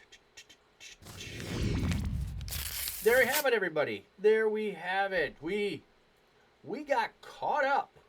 Luke and number reading. Oh, actually, you know what? There's part of chapter 4 I think we need to read in Luke, but we'll get that next week. How many cameras do you have? I have 5. I have 5 cams. So I got those 4 plus an in-pond cam as well. Oh, thanks for the bits. Thanks for the bits, friend. Appreciate that. Total of 525 biddies. Dude, that's awesome. Thank you so much. By the way, I didn't share this. Earlier. Okay, so I know I've shared this on stream. I'm in the process of working to start a prayer booth in my town. And as I'm working towards that, I want it to be a bigger, larger kind of thing that's ongoing. And some of you have given towards that endeavor. Got half the money I need to be able to get that going. And I'll say more about that as things are ongoing. But that's evolving into starting a nonprofit that I'm planning on doing, which really feels like, why am I doing this? And should I be doing this? And everything keeps affirming this is what God is calling me to do. And it's going to, well, let me put it this way. I feel regardless of what the outcome of what I'm doing is, that that's what I'm supposed to do. And sometimes what we feel like, and here's a good illustration of Moses is doing what God is calling him to do. Does Moses get to go into the land here? No. Moses doesn't get to go into the land. Later, Moses says, it's you people are the reason why. Because here at this point, I think Moses still gets to go into the land. I think the striking the rock happens after this. So had they gone in here, Moses would have got to go into the land. Therefore, he can blame the people for rebellion of why he doesn't get to go into the land. Anyway, the faithfulness of Moses is consistent to what God calls him to do, regardless of the outcome. So regardless of the outcome of what happens with the prayer booth, what happens with setting up of a nonprofit, my faithfulness to it, whether it fails or succeeds, is the important thing, not the outcome of what happens to it. And I think sometimes the problem in the church at times is we have the same mentality a business would have. The only thing that matters is the outcome. No, it's the why am I doing it and the how I'm doing it are super important. The why and the how are just as important as the what. The outcome, not as much, but the why, the how, and the what are important. So what I'm doing, I feel is what God has given me to do. Let me just do this. I don't know why I'm talking in the small cam or the small corner. The why I'm doing it is super important because I feel this is going to bless my community, and I want to establish something that's going to bless my community. I want to be able to have it then multiply so that other communities can focus on community and reaching people outside the 4 walls of the church, which sometimes the church struggles with. So I think by what I am hoping to accomplish, what God has given me a vision to do, can help that to happen. It's going to be a worldwide thing? I don't know. Is it going to be a statewide thing? Yeah, I don't know. It's going to be a countywide thing? I'm hoping for that. Certainly hoping for that. So anyway, that's part of what's going on. And now it's evolved. It continues evolving. And I'm excited about what I'm doing and hopeful that God's doing it. But it's why and what and how, not outcome. Not outcome. That's all up to God, the outcome. Not up to me. So, yeah, like when God counts the people as righteous, waiting on Messiah in the Old Testament. Yeah, exactly. Yeah, like Abraham is counted as righteous for the way that he follows God, believes in God, has faith in God. That's counted as righteousness. Yep. Yep. So that's what I'm doing. I've shared that before, and because I am doing that, it is preventing me from seeking out a position as a pastor because I will not be available on Sundays beginning in May. So if I'm not available on Sundays to work as a pastor in a church, what am I going to do? All I've got, whatever income that I get from Twitch, which is tiny. It's not much, and I'm not asking you all to give more. If you support me, that's great, and if you like what I'm doing, that's great. I appreciate all of that. But really, if this is to be the thing I'm doing, God needs to make it bigger and have more people come in and support it than He has, and I'm just trusting God. Doesn't matter what it is. That's what I'm doing. And so, and I've been faithfully doing that because God said I should do it, and I'm obedient, so I'm doing it. There we go. But frankly, it's not that much a month. It's not. And the other part that I work with the Church Digital and what I'm able to get support in that venue is not much, and what was there has been diminished. Again, I'm not complaining. I'm thankful that there's something that comes in there. But there's no way on paper. There's no way on paper to put down and say, here's what my time and energy and efforts are worth, and here's what I get compensation for of what I'm doing. And this makes any sense on paper whatsoever. So this is just my theme for the year. I'm seeking first the kingdom, and all these things will be added unto you. So God knows what it takes to cover this, and thankfully He's provided through my wife, and so far has taken care of everything. And I'm just trusting Him. And as this goes forward, I'm so excited about all the things that God is doing, and thankful for all of you and the time I get to spend with all of you people. It's so amazing. So anyway, just sharing that so you can be in prayer for me about just God providing. And if there's other opportunities that I'm missing and I've explored some and they haven't happened, and who knows what God has in store. But I enjoy all of you. Thank you for being here. Thank you for supporting me. Thank you for sharing love. 100 bits is awesome. 1 bit is amazing. I mean, I know it's not much, but the widow gave 2 mites, and that's what she could give. So I'm trusting that you're a cheerful giver, and I don't care how much you give if you're a cheerful giver. And you're blessing me, then that's blessing the kingdom. So thank you for that, friends, and everyone else. Whether you're watching the VOD, you supported me before, you can't support me now, whatever. I appreciate all of you, and I give God praise for that. Okay,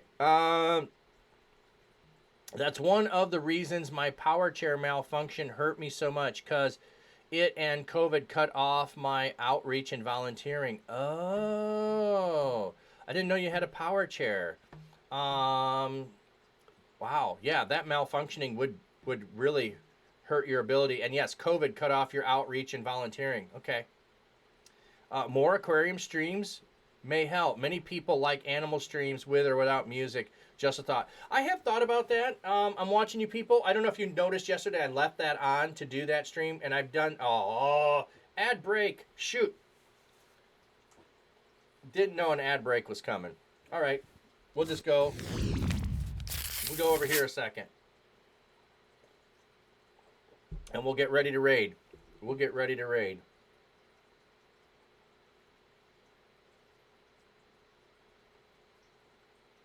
And I've kind of enjoyed the last, or Tuesday and today, going a little longer with stream than just ending at 10. I don't know, something about going to 11, just, I don't know. It's just enjoyable to go a little longer, but I went longer to try to get caught up.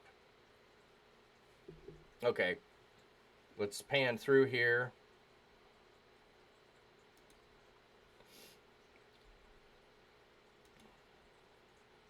I didn't stay long in the guppies. The snails have them in a bad way. Yeah, let's just stay on the koi. Let's just stay on the koi. So yeah, more aquarium streams, you're saying. Many people watch them. I have looked into that. Oh, wrong one. I have looked into that. One of the issues with doing more... Yeah, ads over. Thank you. And I try not to talk with the ads. I have them in there so I get up and stretch when I do longer streams. So I remember to do that instead of sitting. But I have done those. I do them more in the summer than other times. And I've also done like whole weekend streams before. The problem is the computer I'm using is what I need to work on. So if I have to go do work, it's hard to leave it on a stream and to do work simultaneously at the same time, because I'm often doing Zoom meetings or Discord meetings, whatever it might be. So I have thought about it. I do know Pastor Dustin has a fish tank and fish cam up all the time. And I really have contemplated doing that, of just having a dedicated computer with all of my cams on and a new stream that's just all of that. Co-working streams are probably, yeah, I know that, but like I said, sometimes I'm in meetings, can't quite co-work when you're doing Zoom calls and stuff like that. So, and I know people will do it when they're editing video and all of that kind of stuff. I might try that at some point. I actually was thinking about doing that today, of putting the cams up and doing a co-working. I might try that later on this year. But anyway, at some point, I would love to have a dedicated cam that's sunrise and sunset stream. I've thought about that. Or I call it creation cam. And I have my fish or whatever, and I rotate a different schedule of what it might be. And when I get the pond up for outdoors, and I have the cam that's outdoors on my waterfall, and the sounds there, pretty fun. I've done co-working streams off of that before.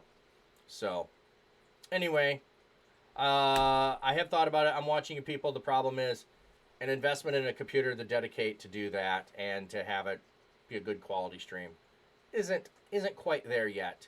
And then having that stream also while my wife works from home and I'm doing meetings and taking our bandwidth up with a live stream while we're doing meetings might cause some issues. So I might have to explore that. But anyway, let's move on, get the raid started, and bless all of you wonderful people. Send you off with a blessing.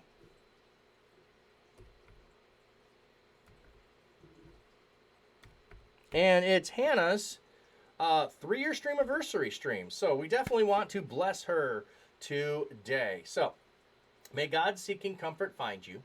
May his loving arms bind you. May his might protect you. May his wisdom direct you. May the joyous love of Jesus Christ be with you and all those you know, both now and forevermore.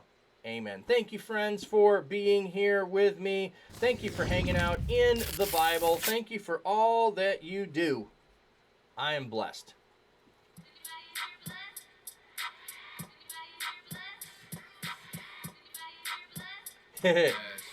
Love your thought, and I have thought about that. Yes, the church that wants to do outreach on Sunday instead of inreach to the people there. Yes, that would be amazing, and it would be a blessing.